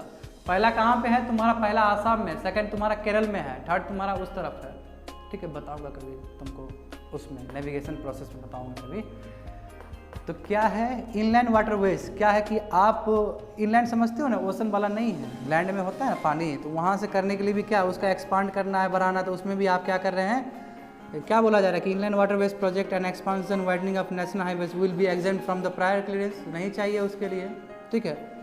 This include roads that cut through the forest. इससे क्या होगा कि यदि रोड बढ़ाना चाहते हैं, हाईवे बढ़ाना चाहते हैं, तो आप डिफॉरेस्टेशन करोगे और उसके लिए आप नहीं ले रहे हो क्लियरेंस, इसका मतलब तो गलत कर रहे हो ना। चौथा क्या है, 4th number, it is also exam most building construction project, जो कंस्ट्रक्शन प्रोजेक्ट्स हो रहा है उसके लिए भी आप एग्जाम कर दिए, कोई बात हुआ फिजिकल इंफ्रास्ट्रक्चर के लिए। 5 देखो, the time of notice period for public consultation is reduced. अब देखो ये 2020 के नोटिफिकेशन में क्या हुआ कि पहले 30 दिन देते थे और आप 20 दिन दिए, यानी कि उसमें बताए थे provision for post facto regularise with abysmally low penalties, यानी कि गलत हो जाएगा तो आपको बहुत कम पनिश करेंगे, कोई बात हुआ। एक तो इतना बड़ा आपका इन्वायरमेंट बर्बाद कर रहा है, पनिशमेंट भी तो लीगल होना चाहिए, इंडियन पेनल कोड के हिसाब से होना चाहिए और तगड़ा होना चाहिए। Provision in 2006 notification stating if situation is not conducive to conduct public consultation EI could be forgone and it will be continued in remainder. और जब 2006 को जो नोटिफिकेशन, उसमें नोटिफिकेशन था कि यदि सिचुएशन कंड्यूसिव नहीं रहे, अनुकूल नहीं रहे, तो उस समय क्या कर सकते हैं कि पब्लिक कंसल्टेशन को हटा सकते हैं, जो कि 2006 में भी था।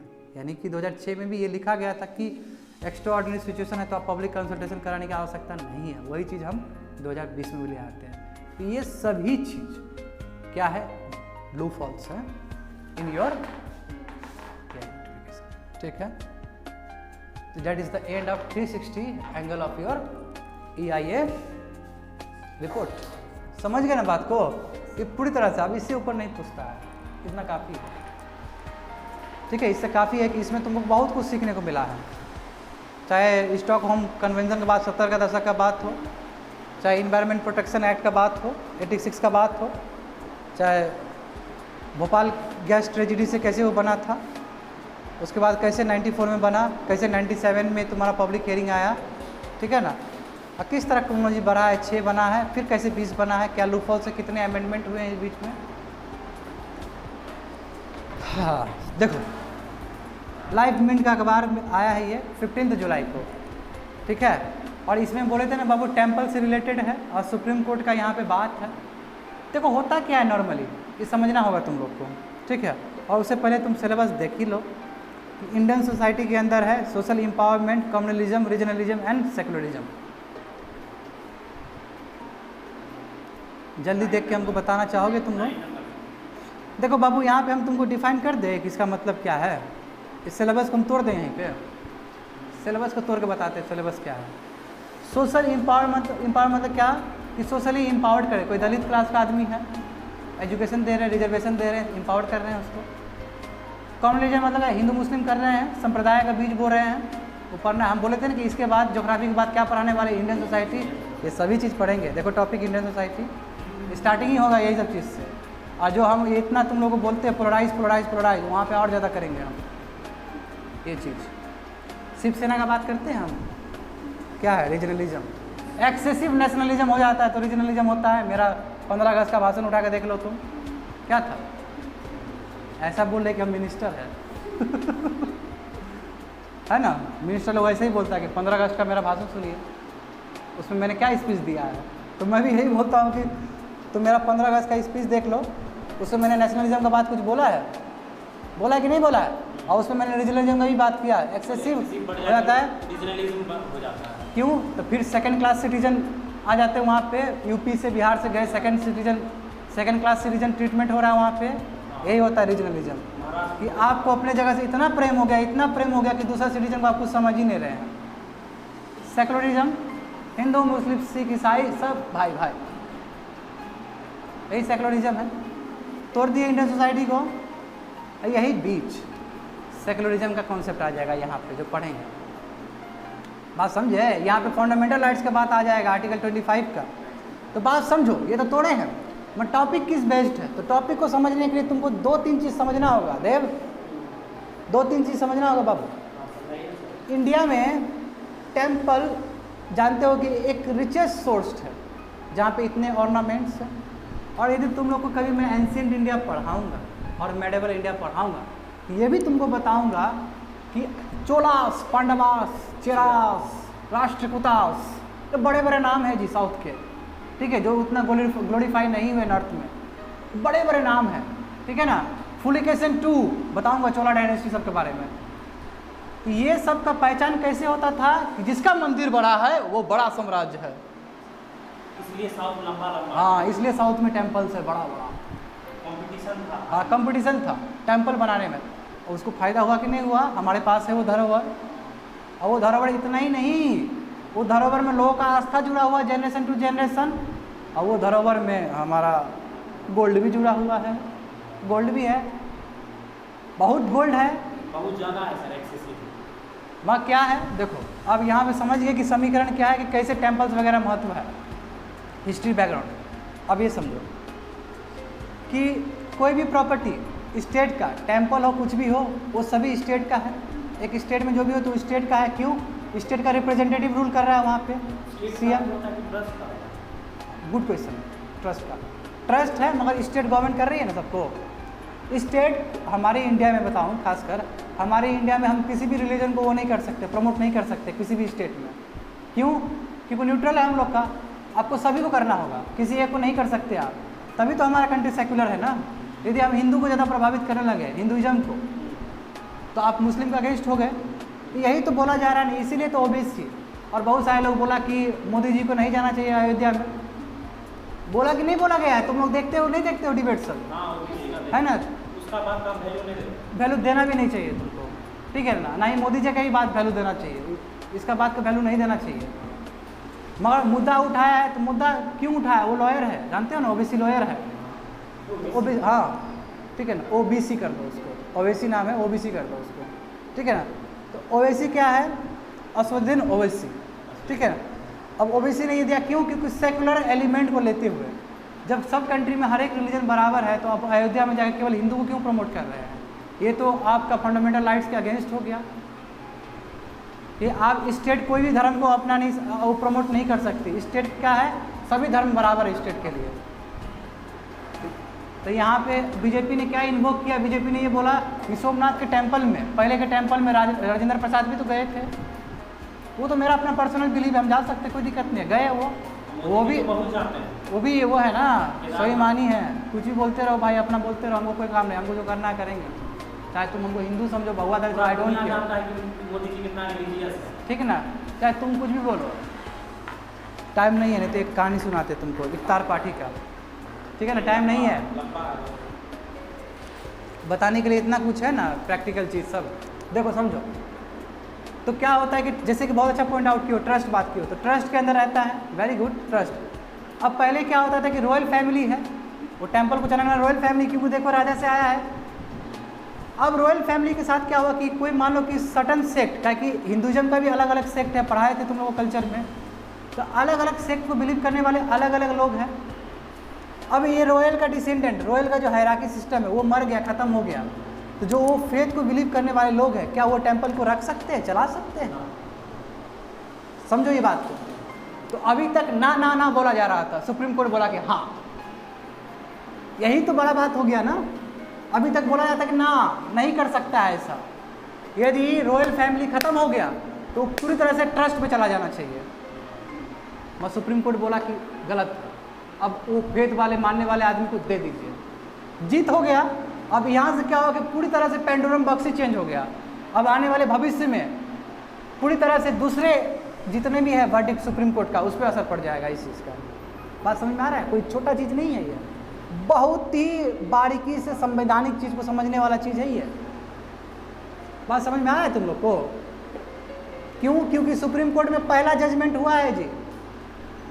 सुप्रीम कोर्ट का जजमेंट समझते हो बाबू? सुप्रीम कोर्ट का जजमेंट मतलब आना ही है, चाहे जुडिशरी में आए, तुम्हारे मासी जी का तैयारी में आए, चाहे सिविल सर्विस में आए। तो समझ गए कि इतना एनोमली है, और उसी चीज़ को हम लोग डिटेल्स में जानेंगे। फाइन, देखो तो देखो, समझो इस बात को। Supreme court upheld the rights of the Travancore royal family. देखो मज़ा आता है ये सब पढ़ाने में। क्यों? कि वर्डिक्ट जब पहली बार ऐसा वर्डिक्ट होता है, जैसे एलजीबीटी कम्युनिटी समझते हो, जो ट्रांसजेंडर होते हैं, उसको भी प्राइवेसी दे दी है ना। एक लड़का लड़का शादी कर सकता है, एक लड़की लड़की शादी कर सकता है। पहली बार हिंदुस्तान में हुआ ये चीज़। तो सुप्रीम कोर्ट क्या है, तहलका मचा दिया ना। नहीं कर सकता। तुम करोगे ऐसा? हम लड़का सर, हाँ, हम सर स्ट्रेट। चलो अच्छी बात है। यदि करोगे भी तो हम तो साथ है तुम्हारे, हम फॉर करेंगे। बोले बहुत अच्छा, देव ने ऐसा काम किया है, ठीक है। ये बात मत करो यार, 1 साल 1.5 साल तुम्हारा वैलिडिटी था, कल बताए थे, यानी कि तुम्हारा मुंह का कोई स्टेटमेंट का कोई वैल्यू नहीं है। देखो, supreme court upheld the rights of the Travancore royal family.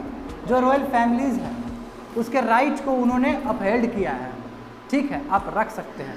इसका क्रोनोलॉजी समझो। Reversing the 2011 Kerala high court decision. High court का जो डिसीजन था केरला, उसको रिवर्स कर दिया। बताओ, हाई कोर्ट का डिसीजन रिवर्स कर दिया सुप्रीम कोर्ट ने, तो तहलका तो मच ही जाएगा ना। हाई कोर्ट का डिसीजन आपको इक्वल से जबकि the supreme court upheld the right of the Travancore royal family to the manage the property of deity at the Shri Padmanabha Swamy temple in the Thiruvananthapuram, है ना, यानी कि ठीक है, केरला का जो एरिया है, ठीक है। अब तुमको टेम्पल का नाम याद करने की जरूरत नहीं है। साउथ में तुमको ऐसा मिलेगा जो मुंह पे बैठता नहीं है, क्योंकि हम लोग नॉर्थ से है ना, फिर साउथ वाले का फिर नॉर्थ पे नहीं बैठेगा। बात समझो, क्या है कि सुप्रीम कोर्ट ने ये दे दिया कि मैनेज कर सकता है। जो डेटी बोले, डेटी कोई भी वहाँ पूजा पाठ करने वाला, जो भी ईश्वर जो मानते हैं वहाँ पे देवी देवता को पूजा करने वाला है, उसको हम दे रहे हैं, उसको पूरा इजाज़त है, उसको रॉयल फैमिली वाले को इजाज़त है। दिस इज़ अबाउट द, किसके बारे में बात की? यही सेवाइट राइट्स है। सेवाइट बोला गया ना, दिस इज अबाउट सेवाइट राइट्स। वही राइट जो उस डेटी को मानने वाले फेथ बिलीवर है, जो डेटी वहाँ पे उस टेम्पल में रखा जा रहा है। देखो क्या है, the supreme court said as per customary law the right to manage the financial affairs of the deity survive with the members of the family even after the death of the last ruler. यदि ruler मर भी गया हो, उस faith को believe करने वाले लोग हैं। और जो कि कस्टमरी लॉ, मतलब आपका कस्टम लॉ होता है ना, अलग अलग लॉ होता है, जैसे शरिया लॉ हो गया, वो भी कस्टमरी लॉ है अपना अपना रिलीजन का। तो वो लॉ के हिसाब से देखते हुए पूरा अधिकार है कि रूलर मर भी गया है और उस फेथ से लोग जुड़ा है, तो उसके पास मैनेज करने का पावर है, फाइनेंशियली मैनेज कर सकता है वो। क्यों? क्योंकि हर कोई चाहता है कि पैसा लूट ले टेम्पल का। क्यों? खजाना है वो, समझ रहे हो ना। और जिसके हाथ भी लगेगा वो माला माल हो जाएगा रातों रात, समझे ना, समझे ना। तो इसलिए ना इतना सुप्रीम कोर्ट तक बात पहुंचा है, समझे बात को। तो समझो, इट एंड्स, इससे एंड हुआ, it ends the legal battle the temple and the members of royal family have fought with the government for decades over the control of one of the richest temple in the world. बताओ, दुनिया का सबसे one of the richest temple है ये temple. ये हाँ, इसका तो नाम नहीं नहीं सुने तो अच्छी बात है। हम तो सुने थे Mahakaleshwar one of the richest, और भी है, ये भी तिरुपति है, बालाजी सबसे richest। ये भी है वन ऑफ द रिचेस्ट, खजाना बहुत है खजाना। वन ऑफ द बोला ना, तो और भी तो है। तो अनंत। समझ गए? तो पहले कौन बोल रहा था ट्रस्ट रखेंगे, टेम्पल का ट्रस्ट, और ये बोला था कि हम रॉयल फैमिली वाले हैं, हम लोग मानने वाले, बिलीव रॉयल फैमिली के मेंबर नहीं है मगर बिलीवर है उस चीज़ का, और इतना साल से हम देख रहे हैं डेटी को पूजा कर रहे हैं, तो हमको रखने का मौका मिलना चाहिए। 2011 में केरला हाईकोर्ट क्या बोलता है कि नहीं, आप नहीं रख सकते, टेम्पल का ही अथॉरिटी है, वही रखेगा, और ट्रस्ट रखेगा टेम्पल का। रिवर्स कर दिया सुप्रीम कोर्ट ने, बोला नहीं आप रख सकते हो। Shebait is a person who serves a Hindu deity and manage the temple. Shebait क्या है? वो पर्सन है, वो आदमी है, वो प्रजाति है जो कि हिंदू डेटी को क्या करता है, पूजा करता है और टेम्पल को मैनेज करता है। यानी कि वो टेम्पल को आगे बढ़ाने में ये सिवाइट जो पीपल है उनका बहुत बड़ा योगदान है। तो यही योगदान को देखते हुए सुप्रीम कोर्ट ने रिवर्स कर दिया डिसीजन, किसका? केरला हाई कोर्ट का। कब का? 2011 का। याद करो इस तरह।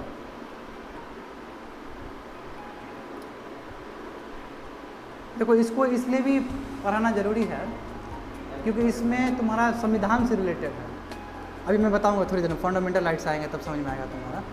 अब देखो इसका जेनेसिस क्या है, इसका हिस्ट्री क्या है, टेम्पल कैसे, टेम्पल का हिस्ट्री हमारे इंडिया में आया है, और कैसे टेम्पल स्टेट, बोले ना स्टेट का अधिकार है, बोल रहे थे ना अभी हम तुमको, ये कैसे आया है तो ये समझो। As per the instrument of accession signed between the princely states and the government of India since 1949, the administration of the temple was vested in trust in the ruler of the Travancore। क्या बोल रहा है ये समझना है तुम लोग को। तुमको पता है कि जब इंडिया आज़ाद होने से पहले मोर देन 500 पार्ट्स में था, अलग अलग प्रिंसली स्टेट्स थे। तो इंस्ट्रूमेंट ऑफ एसेसन क्या है? वो फॉर्मल डॉक्यूमेंट है जिसके हिसाब से साइन करके कोई भी प्रिंसली स्टेट इंडिया का ही पार्ट बन सकता है, जो बताएंगे तुमको। यही है बाबू सरदार वल्लभ भाई पटेल वाला, ठीक है, यही है इंस्ट्रूमेंट असेसन वाला। तो अब क्या है कि 1949 में क्या हुआ, प्रिंसली स्टेट्स और गवर्नमेंट ऑफ इंडिया के बीच में बातचीत हुआ, और उसके बाद क्या हुआ कि ये जो टेम्पल है ये ट्रस्ट में चला आया, ठीक है। तो क्या बोला जा रहा है, the administration of temple was vested in trust in the ruler of the Travancore, और त्रवणकोर के रूलर के अंदर जो तुम्हारा ट्रस्ट है उसके आ गया, ठीक है। क्यों? क्योंकि इंडिया का पार्ट बन गया है। अब देखो उसके बाद क्या हुआ, 1949 के बाद क्या हुआ, the state of Kerala was carved out in 1946 but the temple continued. उसके बाद स्टेट ऑफ केरला बना, वहाँ पे केरला बना उस जगह पे, बट टेम्पल अभी भी मैनेज कर रहे थे वही रॉयल्स लोग जो प्रिंसली स्टेट थे पहले। तो वही राजा लोग कर रहे हैं। क्यों? राजा का बच्चा राजा होगा, रॉयल्स फैमिली, हालांकि उसको मिले ना मिलेगा, रॉयल फैमिली तो है। अब क्या हुआ देखो, अब पूरी तरह समीकरण 71 में चेंज हो जाता है। 1971 में 26th कॉन्स्टिट्यूशनल अमेंडमेंट एक्ट होता है। कॉन्स्टिट्यूशनल मतलब संविधान को आप बदल दे रहे हो। क्यों? पार्लियामेंट सबसे सुप्रीम है, पार्लियामेंट में आप संविधान को भी बदल सकते हो, इतना पावरफुल है, ठीक है। तो क्या हुआ, 26th कॉन्स्टिट्यूशनल अमेंडमेंट एक्ट हुआ है 1971 में। इसके हिसाब से देखो क्या हुआ कि entitlements and the privilege enjoyed by the erstwhile ruler were stripped. जो पहले के रूलर्स जो खा रहे थे, टेम्पल से खा रहे थे या दूसरा प्रिविलेज मिल रहा था, बर्बाद, तोड़ दिए, नहीं खाएगा अब, नहीं है कोई तुम लोग के पास संपत्ति, बर्बाद, अब नहीं मिलेगा कोई तुम लोग को। अभी तो मिल रहा था ना, केरला होने के बाद भी जा रहा था, उसके बाद 1956 के बाद 71 में लाए, संविधान बदल दिए, संविधान एक्ट लाए हम। क्या किए कि जो भी आप इंजॉय कर रहे थे आप इंजॉय नहीं करोगे। Whether the knowledge the temple and the properties into the hands of the state was fought in the court। State के अंदर आ गया, अब वो फाइट चल रहा है कोर्ट में, उस चीज़ को देखे। हाँ ये चल वही बोला है, समझे ना, केरला हाई कोर्ट। और यही इसी चीज़ को ध्यान में रखते हुए state to take over the temple, और बोला तुम्हारा ही तो है, 71 में तो हुआ तो है, और तुम्हारा है टेम्पल, ले लो, ट्रस्ट बना दो, और so it's treasures for public view in museum, public domain में रख दो, है ना। ट्रेजर्स यानी पैसा जो है आपका संपत्ति है, पब्लिक डोमेन में वो कर दो या म्यूजियम में रख दो, यानी कि ओपनली रख दो, आप पब्लिक डोमेन में रख दो, कहने का मतलब है। त्रवणकोर जो रूलर था, उनके जो थे वंशज थे, अंतिम जो वंशज थे वो 1991 में मर गए, जो अंतिम वंशज थे वो मर गए। Now supreme court categorically said that death of ruler, देखो यहाँ पे देखो सबसे अनोखा चीज़ है, रूलर मरने के बाद भी does not affect the royal family septa विस, वही ऑफ द टेम्पल, जो टेम्पल को फेथ बिलीव करने वाले सेबाइट बोले थे ना, उस पर कोई फर्क नहीं पड़ना चाहिए। क्यों? Does not lapse in favour of the state by the principle of property, यानी कि वो मर गए तो जरूरी नहीं है कि स्टेट उस प्रॉपर्टी को छीन लेगा। अभी भी अधिकार है, वो जो बिलीवर है, वो जो डेटी है, जो मैनेज करा टेम्पल, वही उसका हकदार होगा। टेम्पल का हकदार स्टेट नहीं हो सकता, ना ही उसका ट्रस्ट हो सकता है। घुमा दिया सुप्रीम कोर्ट ने डिसीजन से, ऐसा नहीं हुआ है। जो कि कॉन्स्टिट्यूशन, आप बताओ, आप पार्लियामेंट के लिए सरदर्द है ये, और तुम लोग को पता नहीं कितना बड़ा बात हुआ है। तुमको नहीं समझ में आ रहा कि मेरा इमोशंस क्यों इतना बह रहा है। क्यों? क्योंकि मैं तो 5 साल से जुड़ा हुआ हूँ और मैं जानता हूँ सुप्रीम कोर्ट, ये भी सुप्रीम कोर्ट का एक अपने आप में बहुत अनोखा वर्डिक्ट है। अब इससे भी थोड़ी देर में तुम लोग को पता चलेगा कि इससे क्या हो सकता है, कितना जगह तहलका मच सकता है, तो मैं बताऊँगा अभी थोड़ी। The charter of the temple was always recognise as a public institution government by statute. जो टेम्पल के जो क्या है, कैरेक्टर, सॉरी चार्टर बोले कैरेक्टर, जो कैरेक्टर वो ऑलवेज क्या है, पब्लिक इंस्टीट्यूशन है जी, और जो स्टेट मैनेज करती है, यानी कि स्टैट्यूट मतलब क्या है, लेजिस्लेशन के थ्रू चलता है। तो यहाँ पे सुप्रीम कोर्ट ने बहुत अलग डिसीजन दिया है। Supreme court form 2 committees. तो यहाँ सुप्रीम कोर्ट ने क्या कि 2 कमिटीज़ का गठन किया है चीज़ों को समझने के लिए। एक एडवाइजरी कमेटी है और एक एडमिनिस्ट्रेटिव कमेटी है। एडवाइजरी कमेटी क्या है, इसमें एक रिटायर्ड हाई कोर्ट के जज होंगे जो कि chief justice of Kerala high court to be nominated by the chief justice, जो केरला का हाई कोर्ट के वो नॉमिनेट करेंगे, ठीक है। रिटायर्ड हाई कोर्ट जज जो वहाँ के हाई कोर्ट के होंगे उसको करेंगे ये। अब जो प्रेजेंट चीफ जस्टिस है वो मेंबर, और एक क्या होगा, एक मेंबर हो गए, एक होंगे 1 नॉमिनी ऑफ द ट्रस्टी, जो ट्रस्टी है टेम्पल का वो एक वहाँ पे होगा, और वो एक चार्टर अकाउंटेंट होगा। क्यों? संपत्ति है उसके अंदर देखने के लिए। Who will nominated by the, अब चार्टर अकाउंटेंट कहाँ से आएगा, रिटायर्ड जज से होगा। ट्रस्टी से कंसल्ट करके रिटायर्ड जजमेंट क्या करेंगे, रिटायर्ड जज उसको करेंगे, इसको नियुक्त करेंगे। क्यों? एडवाइजरी कमेटी बनना है। यार जुडिशरी हैज़ अ से इन द एडवाइजरी कमेटी, यानी कि जुडिशरी का बहुत बड़ा रोल है बोलना, क्योंकि जुडिशरी है कि नहीं है इसमें, है कि नहीं है जी, रिटायर्ड हाई कोर्ट का है। It advises the trustee and ensure regular audits, और ट्रस्टी को बोलेगा। क्यों? ट्रस्टी बोला है कि चार्टर अकाउंटेंट बनना चाहिए, वहाँ पे एक आ रहा है, उसको बोलेगा कि आप काम करिए, ऑडिट करिए, कितना टेम्पल में पैसा है, क्या क्या प्रॉपर्टीज़ है, पता लगाइए उसका। ये एडवाइजरी कमेटी के अंदर बनेगा, ये सब चीज़ होगा। और एक एडमिनिस्ट्रेटिव कमेटी बनेगा, उसमें क्या होगा, इट विल हैव 5 मेंबर्स, इसमें 5 मेंबर होंगे, एक चेयरपर्सन होंगे जो डिस्ट्रिक्ट जज होंगे उस जगह के डिस्ट्रिक्ट जज आएंगे। 1 ऑफ द मेंबर इस, दूसरे मेंबर क्या होगा, फिर ट्रस्टी से आएंगे, दूसरा मेंबर हेड प्रीस्ट हो गए वहाँ पे टेम्पल के। क्यों? पार्टिसिपेटरी। 2 मेंबर कहाँ के होंगे, केरला गवर्नमेंट के होंगे, और एक क्या होंगे, एक केरला गवर्नमेंट के होंगे, एक आपका यूनियन कल्चर मिनिस्टर हो गया। सोच रहे हो कितना बड़ा बात है, कहाँ कहाँ से आदमी लाया जा रहा है। यानी कि कहने का मतलब क्या है कि पूरी तरीके से हम लोग डिसेंट्रलाइज और सेंट्रलाइजेशन दोनों चीज़ देख रहे हैं। प्रीस्ट को बुला लिए तो डिसेंट्रलाइज, सेंट्रलाइज इसलिए क्योंकि यूनियन मिनिस्टर भी है वहाँ से, समझना है। Hence 3 of the 5 members of the government nominees, है ना। तो 5 मेंबर में 3 नॉमिनी तो क्या गवर्नमेंट साइड से ही आ रहे हैं। All members of both the communities have to be Hindus होना, मुस्लिम क्यों डालिए, क्योंकि टेम्पल हिंदू का है, हिंदूज होना चाहिए। वो believe in the religion mood off temple, जो बिलीव करते हैं कि हाँ टेम्पल वर्शिप होता है। ऐसा नहीं कि नास्तिक को बुला लीजिए, इसमें नास्तिक को बुलाइए तो रीजन कुछ किसी तरह भी दे देगा, फिर उसको इमोशंस पता होना चाहिए ना, लोगों का इमोशन कैसे जुड़ा हुआ है, ठीक है। What is the effect of man power deficit. अच्छा ये सॉरी दूसरा आ गया, ये आ गया ना तुम लोग के पास भी, I am really sorry for that. ये नहीं है, ये स्टेट पुलिस रिफॉर्म्स वाला था, पुलिस रिफॉर्म्स वाला आ गया, ठीक है ना। देखो मिस्टेक्स तो होना है, अच्छी बात है। जो कि देखो what is evident from the judgment, तो इस जजमेंट से क्या सीखने को मिला है आपको, क्या संकेत जाता है आने वाले भविष्य में। बोले ना कि बहुत बड़ा है, बहुत बड़ा है, 5-6 बार बोल चुके कि इतना बड़ा डिसीजन है ना। ये आप पूरी तरह समीकरण ही चेंज कर दिए। तो ये क्या है, इस जजमेंट से क्या होगा, तो देखो the ruling recognise the centuries old trusteeships of the erstwhile Travancore royal family and its descendant. इससे क्या हुआ, इस रूलिंग से, इस वर्डिक्ट से ये पता चला कि जो रॉयल फैमिली लोग जुड़े हुए थे और जो उसके ट्रस्टी वाले लोग जुड़े हुए थे उनको सही हक मिला, जो इतने सेंचुरी से उसको चला रहे थे। बट द रियल मैनेजर इस administrative committee and impairs the state in temple administration.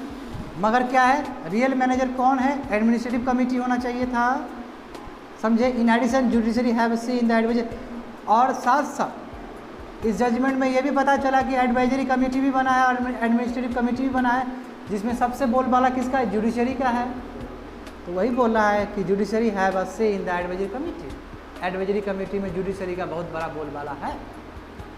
बात समझे।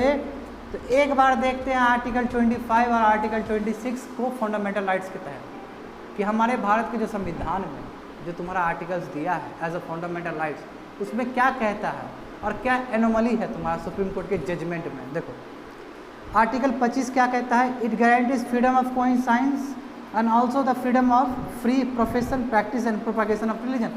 अपने रिलीजन को प्रैक्टिस कर सकते हैं, जिस तरह फैलाना चाहते हैं फैला सकते हैं, बस यही है, फोर्सफुल कन्वर्जन नहीं होना चाहिए, ना ही डंके के चोट पे या हथियार पे हिंदू मुस्लिम बन जाओ या मुस्लिम हिंदू बन जाओ, ऐसा नहीं है। ऐसा यदि करते हो तो पनिशमेंट हो सकता है स्टेट की तरफ से। यही आर्टिकल 25 है। 26 देखो, it guarantees freedom to manage, हाँ देखो यही मेन है, ये गारंटी देता है, ठीक है, ये गारंटी देता है कि आपको पूरी तरह से फ्रीडम है, कोई भी रिलीजियस अफेयर्स को आप कर सकते हैं, यानी कि टेम्पल को, मस्जिद को आप चला सकते, ठीक है। मगर पब्लिक ऑर्डर, मॉरलिटी और हेल्थ नहीं गड़बड़ाना चाहिए। क्यों, एक्सेप्शनल हर जगह है, ये नहीं कि मंदिर कर लिया और उसमें खाली कन्वर्जन कर रहे हैं तो गलत है, मॉरलिटी अगेंस्ट जाएगा। ये आर्टिकल 25 है 26 से। State nominees can it constrict the rights of Hindus. जो स्टेट नॉमिनीज है, बोले ना स्टेट से जा रहे हैं, तो क्या इसका क्या रोल रहने वाला है, क्या कंफ्लिक्ट कुछ होने वाला है, इसे पढ़ते हैं। The judgment takes of larger issue of principle in matters that involve religious practice, है ना, कि जो जजमेंट में क्या है कि रिलीजियस प्रैक्टिस को एक लंबा बॉक्स दे रहे, पेंडुलम बॉक्स दे, एक लंबा डिबेट खोल दे रहे हैं। क्यों, देख रहे हो ना, इधर है एडवाइजरी कमेटी बना दी, एडमिनिस्ट्रेटिव कमेटी बना दी, जजमेंट ठीक उल्टा कर दिए बाकी, यानी कि बहुत बड़ा तुम डिबेट खोल दिए ना। समझ में आ रहा है तुम लोग को कि हम अकेले बहे जा रहे हैं, समझ में आ रहा है ना जी, समय यूँ ही निकलता चला जा रहा है, क्योंकि दिन जल्दी जल्दी ढलता है। हरिवंश राय बच्चन का क्या है, कविता है ना। देखो, the judgment rakes up larger issues of principle in matters that involve religious practice. समझ गए बात को, कुछ तो इंग्लिश समझो यार, इतना बोगस इंग्लिश तो नहीं है तुम लोग का। A secular country should not normally give the state or its nominees only role in the running of the temples। क्या बोला है, एक सेकुलर कंट्री, ठीक है, कभी भी स्टेट को नहीं देना चाहिए और ना ही नॉमिनीज को देना चाहिए इस सब का अधिकार। क्यों, स्टेट पूरी तरह से न्यूट्रलाइज है, सब धर्म उसके लिए बराबर है। अब केवल आप हिंदू का टेम्पल को आप स्टेट के नॉमिनीज के हाथ में आप दे रहे हैं, हो सकता है ये थोड़ा सा स्टेट का जो सेकुलर नेचर है उस पर फर्क पड़ जाए, समझ रहे हो ना। Now not only the state but the judiciary, देखो केवल स्टेट ही नहीं, जुडिशरी भी इसमें शामिल है। क्यों, क्योंकि जस्ट बताया अभी एडवाइजरी कमेटी में जुडिशरी का कितना बड़ा रोल है, तो वही बोल रहा है कि not only the state but the judiciary also will be in indirect how the temple is manage, कैसे टेम्पल को मैनेज करना चाहिए, जुडिशरी भी लगा पड़ा है उसमें। तो क्या आप सेकुलर का तो धता बता दिए ना, यहाँ पे आप सेकुलर बोल रहे हो। सेकुलर का मतलब ही होता है कि सब धर्म बराबर है। अब हिंदू टेम्पल के लिए इतना बड़ा आप कर रहे हो। State interference in running religious institution may not directly affect the right of any Hindu to worship or practice। हालांकि क्या बोल रहा है कि हालांकि स्टेट का इंटरफेरेंस हो रनिंग इंस्टीट्यूशन रिलीजियस, इसमें हिंदू को फर्क नहीं पड़ता है, मत तरीका जरूर फर्क पड़ता है। हिंदू को फर्क नहीं पड़ेगा, हिंदू स्टेट चलाए या कोई ट्रस्ट चलाए या कोई रॉयल फैमिली आदमी चलाए, हिंदू टेम्पल है, जाएगा आदमी आएगा, फर्क नहीं पड़ेगा, मगर संकेत गलत जाएगा। क्या जाएगा, मैसेज गलत जाएगा। क्यों, क्योंकि स्टेट का क्या है काम, सेकुलर नेचर को मेंटेन करना है। और ब्रॉडर क्वेश्चन अराइज, क्या क्वेश्चन अराइज होगा यहाँ से, क्या डिबेट बनने वाले हैं आने वाले समय में। Will state and central government nominees participate in any propagation of religious activities which includes attempts to convert people professing other faith? तो इसका मतलब आप यदि रिलीजियस इंस्टीट्यूशन में उसको देखने के लिए आप क्या बना रहे हैं, एडमिनिस्ट्रेटिव बॉडी बना रहे हैं, है ना, और उसमें आप स्टेट नॉमिनीज को भी लेके आ रहे हैं और सेंट्रल नॉमिनीज को भी लेके आ रहे हैं, है ना, मिनिस्ट्री ऑफ कल्चर को भी लेके आ रहे हैं, है ना। इसका मतलब आने वाले समय में आप आर्टिकल 25 के साथ खिलवाड़ करने वाले हैं, क्योंकि 25 में क्या फ्रीडम है आपको किसी भी रिलीजन को फैलाने के लिए, और जब स्टेट को यह फ्रीडम मिल जाए तो स्टेट तो दूसरे धर्म को दबा के कुचल के अपना फैला सकता है। तो आर्टिकल 25 का हनन है कि नहीं है, फोर्सफुली कर सकते हैं ना जी। तो वही तो बोल रहा है यहाँ पे। इसे एक क्वेश्चन आता है कि will state and central government nominees जो भी आए हैं पार्टिसिपेट करेंगे ऐसा कोई दौर में जहाँ पे रिलीजियस एक्टिविटीज़ को प्रोपागेट किया जा रहा है और ट्राई किया जा रहा है कि कोई दूसरे फेथ को क्या करे, प्रोफेस करे। हम हिंदू हैं, बाबू मुस्लिम हैं, बाबू हिंदू बनना है, क्या कि हम MLA हैं, हम बोल रहे हैं और हम उस ग्रुप में हैं, तो तुम बोले हाँ हाँ बन जाएंगे सर, क्यों नहीं बनेंगे, यही दिन के तो रुके थे। डर है उसको कहीं मार ना दे। It is also pertinent to ask whether the insertion of state nominees does not artificially constrict the rights of Hindus to propagate। क्या जो स्टेट नॉमिनीज आप लेके आ रहे हैं, क्या ये हिंदूज राइट्स के अगेंस्ट नहीं है? क्यों? हिंदूज टेम्पल का अपना अधिकार है, बोले ना आर्टिकल 26 रिलीजियस इंस्टीट्यूशन को मैनेज करने का, तो काहे स्टेट नॉमिनीज यहाँ दौड़ते हुए आ रहा है? बिग क्वेश्चन, समझ में आ रहा है तुम लोग को? तो जैसे देख रहे हो फंडामेंटल राइट्स को कैसे धता बताते हुए ये एडवाइजरी कमेटी या फिर एडमिनिस्ट्रेटिव कमेटी बन रहा है। सुप्रीम कोर्ट बनाया है तो वही धता बता रहा है। सुप्रीम कोर्ट बनाया है मगर जो लिखता है ना उसमें भी तो रिटायर्ड जज लोग लिखते हैं बैठ के, जो न्यूज़पेपर छपता है और जो तुम लोग को पढ़ाते हैं, ये तो तुम्हारे जैसा मेरे जैसा इगी दुगी आदमी का लिखा हुआ चीज़ नहीं है ना। ये तो गौतम भाटिया साहब का, अशोक गुलाटी का, बड़े बड़े लिखे हुए जिन्होंने अपना ज़िंदगी पूरी तरह से यही पढ़ के निकाल दिया है इंटेलेक्चुअल का, तो क्रिटिसिज्म तो करेंगे ही, क्रिटिसाइज अपना पर अब सही क्रिटिसिज्म है। देखो जो कोई भी चीज़ करते हो तुम तो वो संवैधानिक हिसाब से होना चाहिए, लॉ के हिसाब से होना चाहिए। कहीं पे भी इसका डिवाइड हो तो कंस्ट्रक्टिव क्रिटिसिज्म होता है ना अखबार के थ्रू, डिबेट। अब तो इलेक्ट्रॉनिक मीडिया तो मैं हमेशा लेता ही नहीं हूँ, यदि इलेक्ट्रॉनिक मीडिया का लेना है तो राज्यसभा को लो, ठीक है ना। मैंने बोला कि राज्यसभा में डिबेट देख लेना, फ्रैंक पेरेरा का स्पेशली, ठीक है, जो बिग पिक्चर करके आता है 8 बजे के 7:30 8 बजे के टाइमिंग में देता है, देख लेना तुम लोग कभी, जब तुम लोग को मन करेगा कि हमको IAS बनना है तब, नहीं तो मन नहीं करेगा तो इट्स फाइन। क्या बजे सर? 7:30 8 बजे सुबह शाम में। बात समझ में आया कि किस तरह यहाँ पे रिलेवेंस है, कैसे फंडामेंटल राइट्स 25 वायलेट हो रहा है, 26 वायलेट हो रहा है, कैसे सुप्रीम कोर्ट का ये जजमेंट बहुत अलग है एज कम्पेयर टू अभी तक जो हो रहा था। तो देखो issues of religion are quite complex, वही बोला है कि जो रिलीजन का जो इश्यूज है वो बहुत कॉम्प्लेक्स है, बहुत ज़्यादा कॉम्प्लेक्स है इंडिया में। क्यों? सबरीमाला टेम्पल का केस देख लो, जहाँ पे महिलाओं को मेंस्ट्रुअल साइकिल में, ठीक है, इस साइकिल में महिलाओं को घुसने नहीं दिया जाता है टेम्पल में, ठीक है, एक सर्टेन एज ग्रुप तक महिला एंटर नहीं कर सकती है सबरीमाला टेम्पल में, केरला का जो है, ठीक है, मतलब 45 तक। हाँ 45 तक, उसके बाद ठीक है। पुबर्टी पुबर्टी एज आता है, पुबर्टी एज के बाद एक सर्टेन एज है 45, करेक्ट बोले हो। सर सुनो ना बाबू, सुनो ना मेरा बात, अभी नहीं बोलना है, भाग चक नहीं करना है, बात समझो ना, ठीक है ना। तो ये चीज़ जेंडर जस्टिस पे आ जाता है बात, क्यों? सबको अधिकार होना चाहिए, मगर जो वहाँ पे डेटी है, हिंदू डेटी है, वो डेटी क्या है? ब्रह्मचारी है, जो वहाँ के फेथ बिलीवर है, तो ब्रह्मचारी का वो औहदा खराब हो जाता है यदि कोई उस साइकिल वाले लोग यहाँ पे एंट्री करते हैं तब, ऐसा फेथ बिलीवर मानना है, ठीक है। मगर ऑर्थोडॉक्सी थॉट है तो, और जेंडर बायस भी हो गया ये, ठीक है, इनइक्वालिटी भी हो गया, तो मेल तो जा सकता है, मेल का ऐसा कुछ प्रॉब्लम ही नहीं है, फीमेल के साथ ये प्रॉब्लम है। तो मगर ऐसा बात करोगे तो इंडिया में ऐसा बहुत सारा टेम्पल है बाबू जहाँ पे मर्द को ही अलाउड नहीं है जाना, तो मर्द भी तो कल के दिन में उठा सकता है ये बात कि हमारे साथ भी जेंडर इक्वलिटी होना चाहिए। तो इसीलिए बाबू पढ़ो तो issues of religion are quite complex, यही इसलिए वर्ड ये लिखा गया है। क्यों? क्योंकि यदि एक को हम दूसरी तरह से करते हैं तो फिर वो मेरा गड़बड़ा जाता है वर्डिक्ट। दूसरा जगह अभी हम तुमको पढ़ाते बोलते ना बाबू, अभी ये जजमेंट देखो पूरा तहलका मचा देगा आने वाले समय में, और कितना जजमेंट चेंज हो जाएगा यहाँ से, जैसे राइट टू प्राइवेसी, आर्टिकल 21 को इंटरप्रेट कर दिए, राइट टू प्राइवेसी लाए ना बाबू, तुम लोग को समझना होगा यहाँ पे, क्या समझना होगा कि आर्टिकल 21 क्या है, राइट टू हैव लाइफ, जीने का अधिकार है आपके पास। सुनो कोमल, क्या है, जीने का अधिकार है। तो कई दिन से मांग उठ रहा था कि क्या राइट टू प्राइवेसी भी तो होना चाहिए, जीने का अधिकार में राइट टू प्राइवेसी भी है, तो कई दिन से चल रहा था। तो 2017 में क्या होता है कि सुप्रीम कोर्ट का एक बहुत बड़ा वर्डिक्ट आता है, ठीक है, और बोलता है कि right to privacy integral part है राइट टू हैव लाइफ। पूरी तरह से तहलका मच गया। अभी तक का सुप्रीम कोर्ट का जजमेंट में पूरी तरह से तहलका मच गया।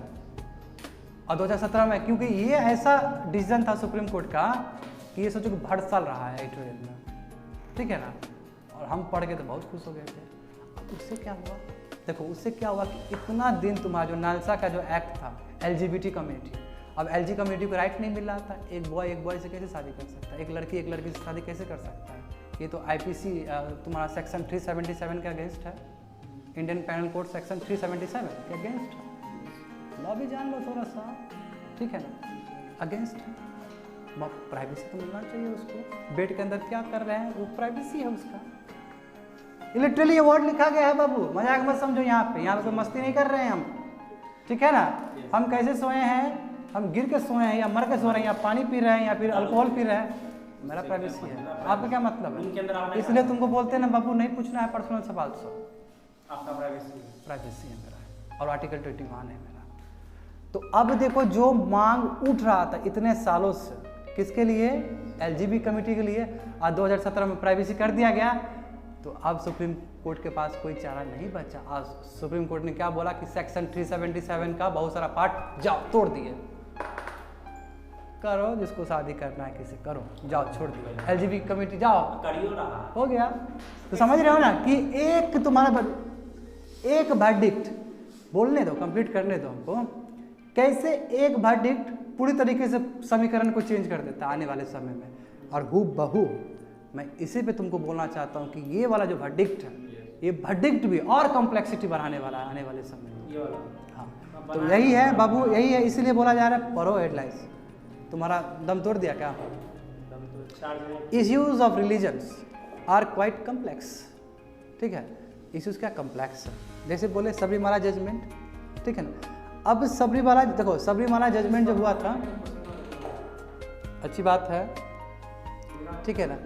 अब देखो सबरीमाला, देखो बाबू सुनो, सबरीमाला क्या हुआ था, सबरीमाला जब हुआ था तो उसमें आई थिंक 5 जज थे, ठीक है ना, मुझे यहाँ तक याद है 5 जज, ये भी लैंडमार्क डिसीजन, ठीक है। अभी ये रिव्यू है, 9 जज तो बाद में पहुँचा, 5 जज से जो पहुँचा था वो बता रहा हूँ मैं तुमको। पहले 5 जज का कॉन्स्टिट्यूशनल बेंच बना था, ठीक है, और उसने बोला कि सबरीमाला, और बोला कि हाँ, और उसमें एक इंदू मल्होत्रा भी थी, जानते हो इंदू मल्होत्रा सुप्रीम कोर्ट की जज है, ठीक है, एक्सेप्शनल जज है। क्यों, क्योंकि सुप्रीम कोर्ट का जज बनने के लिए आपको हाई कोर्ट का चीफ जस्टिस बनना पड़ता है, या हाई कोर्ट में आपको बहुत बड़ा होना होता है, जज होना होता है, ठीक है ना। ये बहुत कम एक्सपीरियंस लेके वो बन गई, ठीक है, इसलिए एक्सेप्शनल है इंदू मल्होत्रा। अब तुम लोग को पता नहीं होगा कि वो 5 गो आदमी में, ठीक है ना, ये लेडी थी एक, यानी कि 4 पुरुष थे, ये लेडी थी। अब लेडी तो और जेंडर जस्टिस के लिए लड़ेगी, यही मात्र एक लड़की जज थी जिसने डिसिडेंट वॉइस था, बिल्कुल नहीं बोलना अभी, ठीक है ना, जो बोलने वाला हूँ मैं बहुत महत्वपूर्ण बात करने वाला हूँ, ठीक है, जजमेंट पे डिसिडेंट वॉइस थी।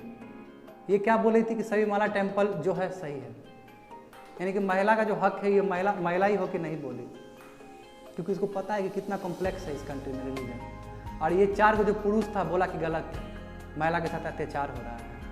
देखो कितना रिवर्स हो गया। तो इंदू मल्होत्रा क्या कि डिसिडेंट वॉइस थी, और उस दिन से ये और फेमस हो गए थे, वो लोग क्रिटिसाइज भी किए थे इसको, ठीक है ना, क्योंकि बहुत विद्वान है ये, कि अचानक बनी है, इसका मतलब कुछ तो क्षमता होगा इनके अंदर, है ना। ये बहुत तो विविध दी थी, अपना डायमेंशन लंबा करके, तो समझना है। तो जानते हो कि सुप्रीम कोर्ट का कोई भी वर्डिक्ट सैक्रोसेंट नहीं होता है, उसको तुम रिव्यू भी कर सकते हो। रिव्यू करने के बाद एक बार और तुमको मिलता है क्यूरेटिव पिटीशन। सुप्रीम कोर्ट में तुम 3 हिसाब से हाजिरी कर सकते। एक, तुम अपना पिटीशन कर दिए, पिटीशन में यदि तुम गिर गए, यदि तुम्हारा डिसीजन तुम्हारे हिसाब से नहीं हुआ, तो फिर से तुम रिव्यू पिटीशन कर सकते हो। और रिव्यू पिटीशन भी खारिज कर दिया तो तुम फिर क्यूरेटिव पिटीशन कर सकते हो। और क्यूरेटिव पिटीशन को ओपन हियरिंग भी कहा जाता है, जो पूरी तरह से ओपन होता है। और यही क्यूरेटिव पिटीशन में LGBT कम्युनिटी को मिला है अधिकार, यानी कि राइट टू प्राइवेसी नहीं होता, नहीं मिलता।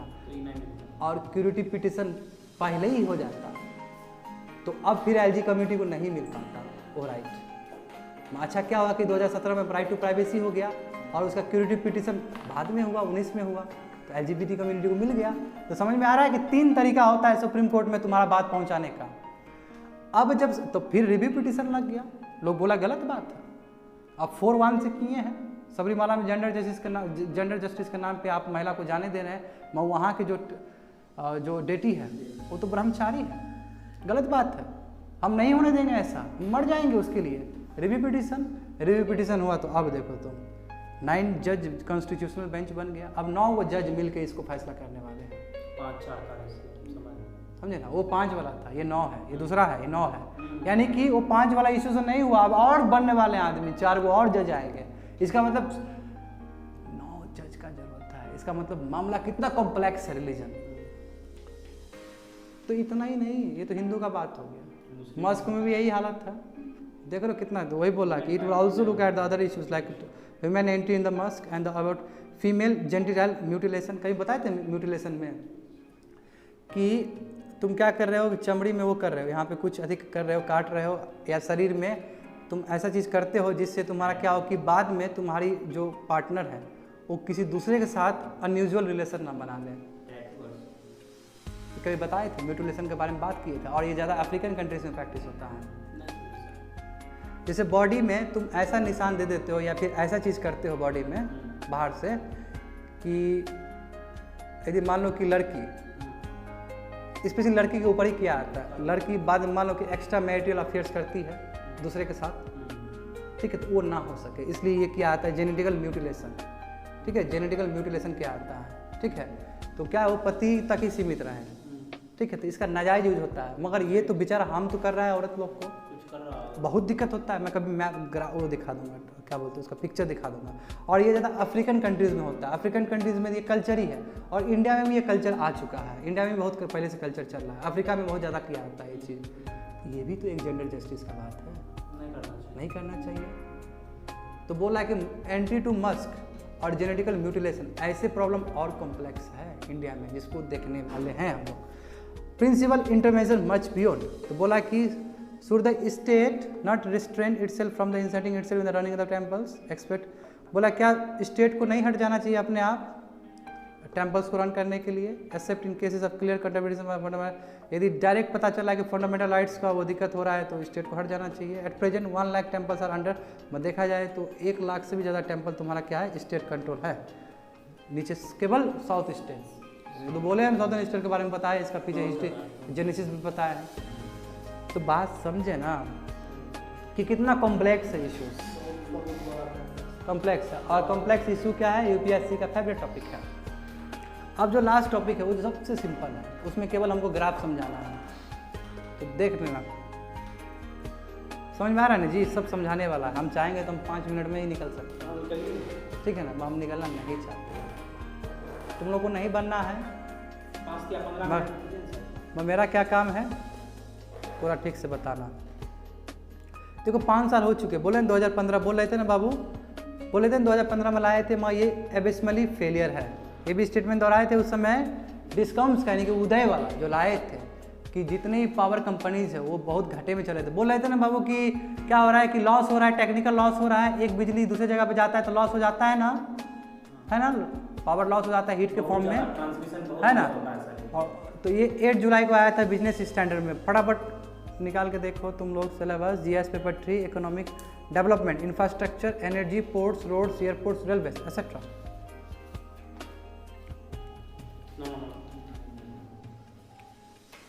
ठीक है, तो समझ गए, ठीक है। मैं तेजी से ही जाता हूँ, तो समझो कि 3 components of power sector. Power sectors के 3 कंपोनेंट्स है। पहला जहाँ से आपका जनरेट हो रहा है, जहाँ ट्रांसमिशन हो रहा है, जहाँ से फिर डिस्ट्रीब्यूशन हो रहा है। जैसे यहाँ पे डिस्ट्रीब्यूशन कहाँ से होता है, पावर हाउस से होता है, ठीक है। तो कहीं जैसे हमारा रिफाइनरीज में जनरेट हो रहा है, वहाँ से ट्रांसमिशन हो रहा है, और तुम्हारा पावर हाउस से डिस्ट्रीब्यूट हो रहा है। ये 3 चीज़ होता है मेन कंपोनेंट पावर सेक्टर का। समझ गए बात को। अब देखते हैं कि जो उदय का जो टारगेट था, उदय मतलब क्या है कि कैसे हम लोग पावर जो कंपनी है उसको कैसे हम लोग वो करें, दिक्कत में जो है रेवेन्यू लॉस में उसको कैसे ठीक करें। ठीक है, तो ये क्या बोला गया था कि aggregate technical and commercial loss, जो लॉस हो जाते हैं, है ना, वो बिजली वो लॉस हो जाता है हीट के फॉर्म में, उसको क्या करना है 2019 मार्च के 2019 तक 15% रिड्यूस करना है। हालांकि अभी बहुत सारे स्टेट में 30% तक भी होते हैं। एक बार दिखाए थे तुम लोग को उदय का, याद है ना तुम लोग को? भगवान बचाए तुम लोग को। क्या बोले, अभी तो निकल जाएगा, ऐसा वर्ड छोड़ दो, रहने दो। Aggregate technical and commercial loss, दूर दूर तक कहीं तक लक्षण नहीं है बाबू, कहीं तक कोई चांस नहीं है। It is calculated as the difference between the energy input in the distribution network and revenue collected for the same. वही नहीं बोले, अभी एक स्ट्रॉन्ग वर्ड निकल जाएगा। तो बोले कि क्या है ये aggregate technical and commercial loss, क्या है कि एक्चुअली जो एनर्जी इनपुट बनता है और जो आउटपुट आता है, जो बीच में लॉस होता है, इस सभी का कैलकुलेशन है। ठीक है ना, कितना समझ गए ना। अब इतना पैसा लग रहा है बनाने में, उसको दे रहे हैं, बीच में लॉस हो जा रहा है, उसके बाद पावर थेफ्ट अलग से ऐसा लगा देते हो ना, बिजली में चोरी कर रहे हो, तो इतना प्रॉब्लम है। देखो reduction in the gap between, अब देखो जो रिडक्शन हो रहा है किसमें, per unit average cost of supply and average to be nil by, तो बोला है कि जो सप्लाई हो रहा है और जो मनी रेवेन्यू हो रहा है, यानी कि जितना लगा रहे हैं और जो पैसा कमाई कर रहे हैं, ये क्या बराबर हो रहा है, यानी कि घाटा में चल रहा है। इसको बराबर करने के लिए बोला गया था कि मार्च 2019 तक कर लेंगे और उसके बाद हम लोग मुनाफा कमाएंगे। मैं ये तो हुआ ही नहीं अभी तक ऐसा चीज़, तो अभी तक घाटे में है। तो पावर सेक्टर अभी तक घाटा में ही चल रहा है इंडिया का। ठीक है, टैरिफ रिवीजन बाय डिस्कम्स, ये भी बहुत पढ़ा, इसका डिटेल्स बता चुके हैं तुम लोग, याद करना जून के, हाँ अमेंडमेंट में अभी याद, तुम हो थोड़ा चांस स्टेटमेंट बदलते हैं। चलो एक बोल दी ना, बहुत अच्छा, इलेक्ट्रिसिटी अमेंडमेंट में बताए थे, वो बिल ही था, एक्ट नहीं बना था ना। टैरिफ रिविजन्स बाय डिस्कम्स, ठीक है, तो ये भी बताए थे उसमें। सेवरल ऑपरेशनल एफिशिएंसी इंडिकेटर्स बहुत सारे हैं, जैसे कि मॉनिटर करना चाहिए, जैसे कि स्मार्ट मीटरिंग और फीडर सेग्रीगेशन। फीडर सेग्रीगेशन मतलब क्या होता है कि इतना परसेंटेज खेती में जाना चाहिए, इतना परसेंटेज आपका डोमेस्टिक कंजप्शन होना चाहिए, इसको सेग्रीगेट करने के लिए क्या बोलते हैं, फीडर सेग्रीगेशन। ये सब चीज़ से मॉनिटर होना चाहिए, समझे। स्टेट्स हैव साइन, और स्टेट को क्या करना चाहिए, साइन करना, मेमोरेंडम ऑफ अंडरस्टैंडिंग करना चाहिए सेंटर को, और बोलना चाहिए कि मेरा ये टारगेट है और हम इस टारगेट को पूरा करेंगे। मगर स्टेट क्या है कि अपना प्रोबैक बोले थे ना, स्टेट उसी में आया था, स्टेट बोर्ड के बारे में भी बहुत जिक्र हुआ था, याद करो इलेक्ट्रिसिटी बोर्ड के बारे में, उसमें देखे थे कितना लूप होल्स, एक बार देख लेना जाके, जून में जाकर पढ़ ही लेना जाके, ठीक है। इससे क्या होगा, तुमको 360 मिलेगा। तो क्या है कि स्टेट्स को करना होगा काम, क्योंकि स्टेट की तरफ से फेलियर है। अब बस ग्राफ को समझाना है, क्लास क्लब हो जाएगा।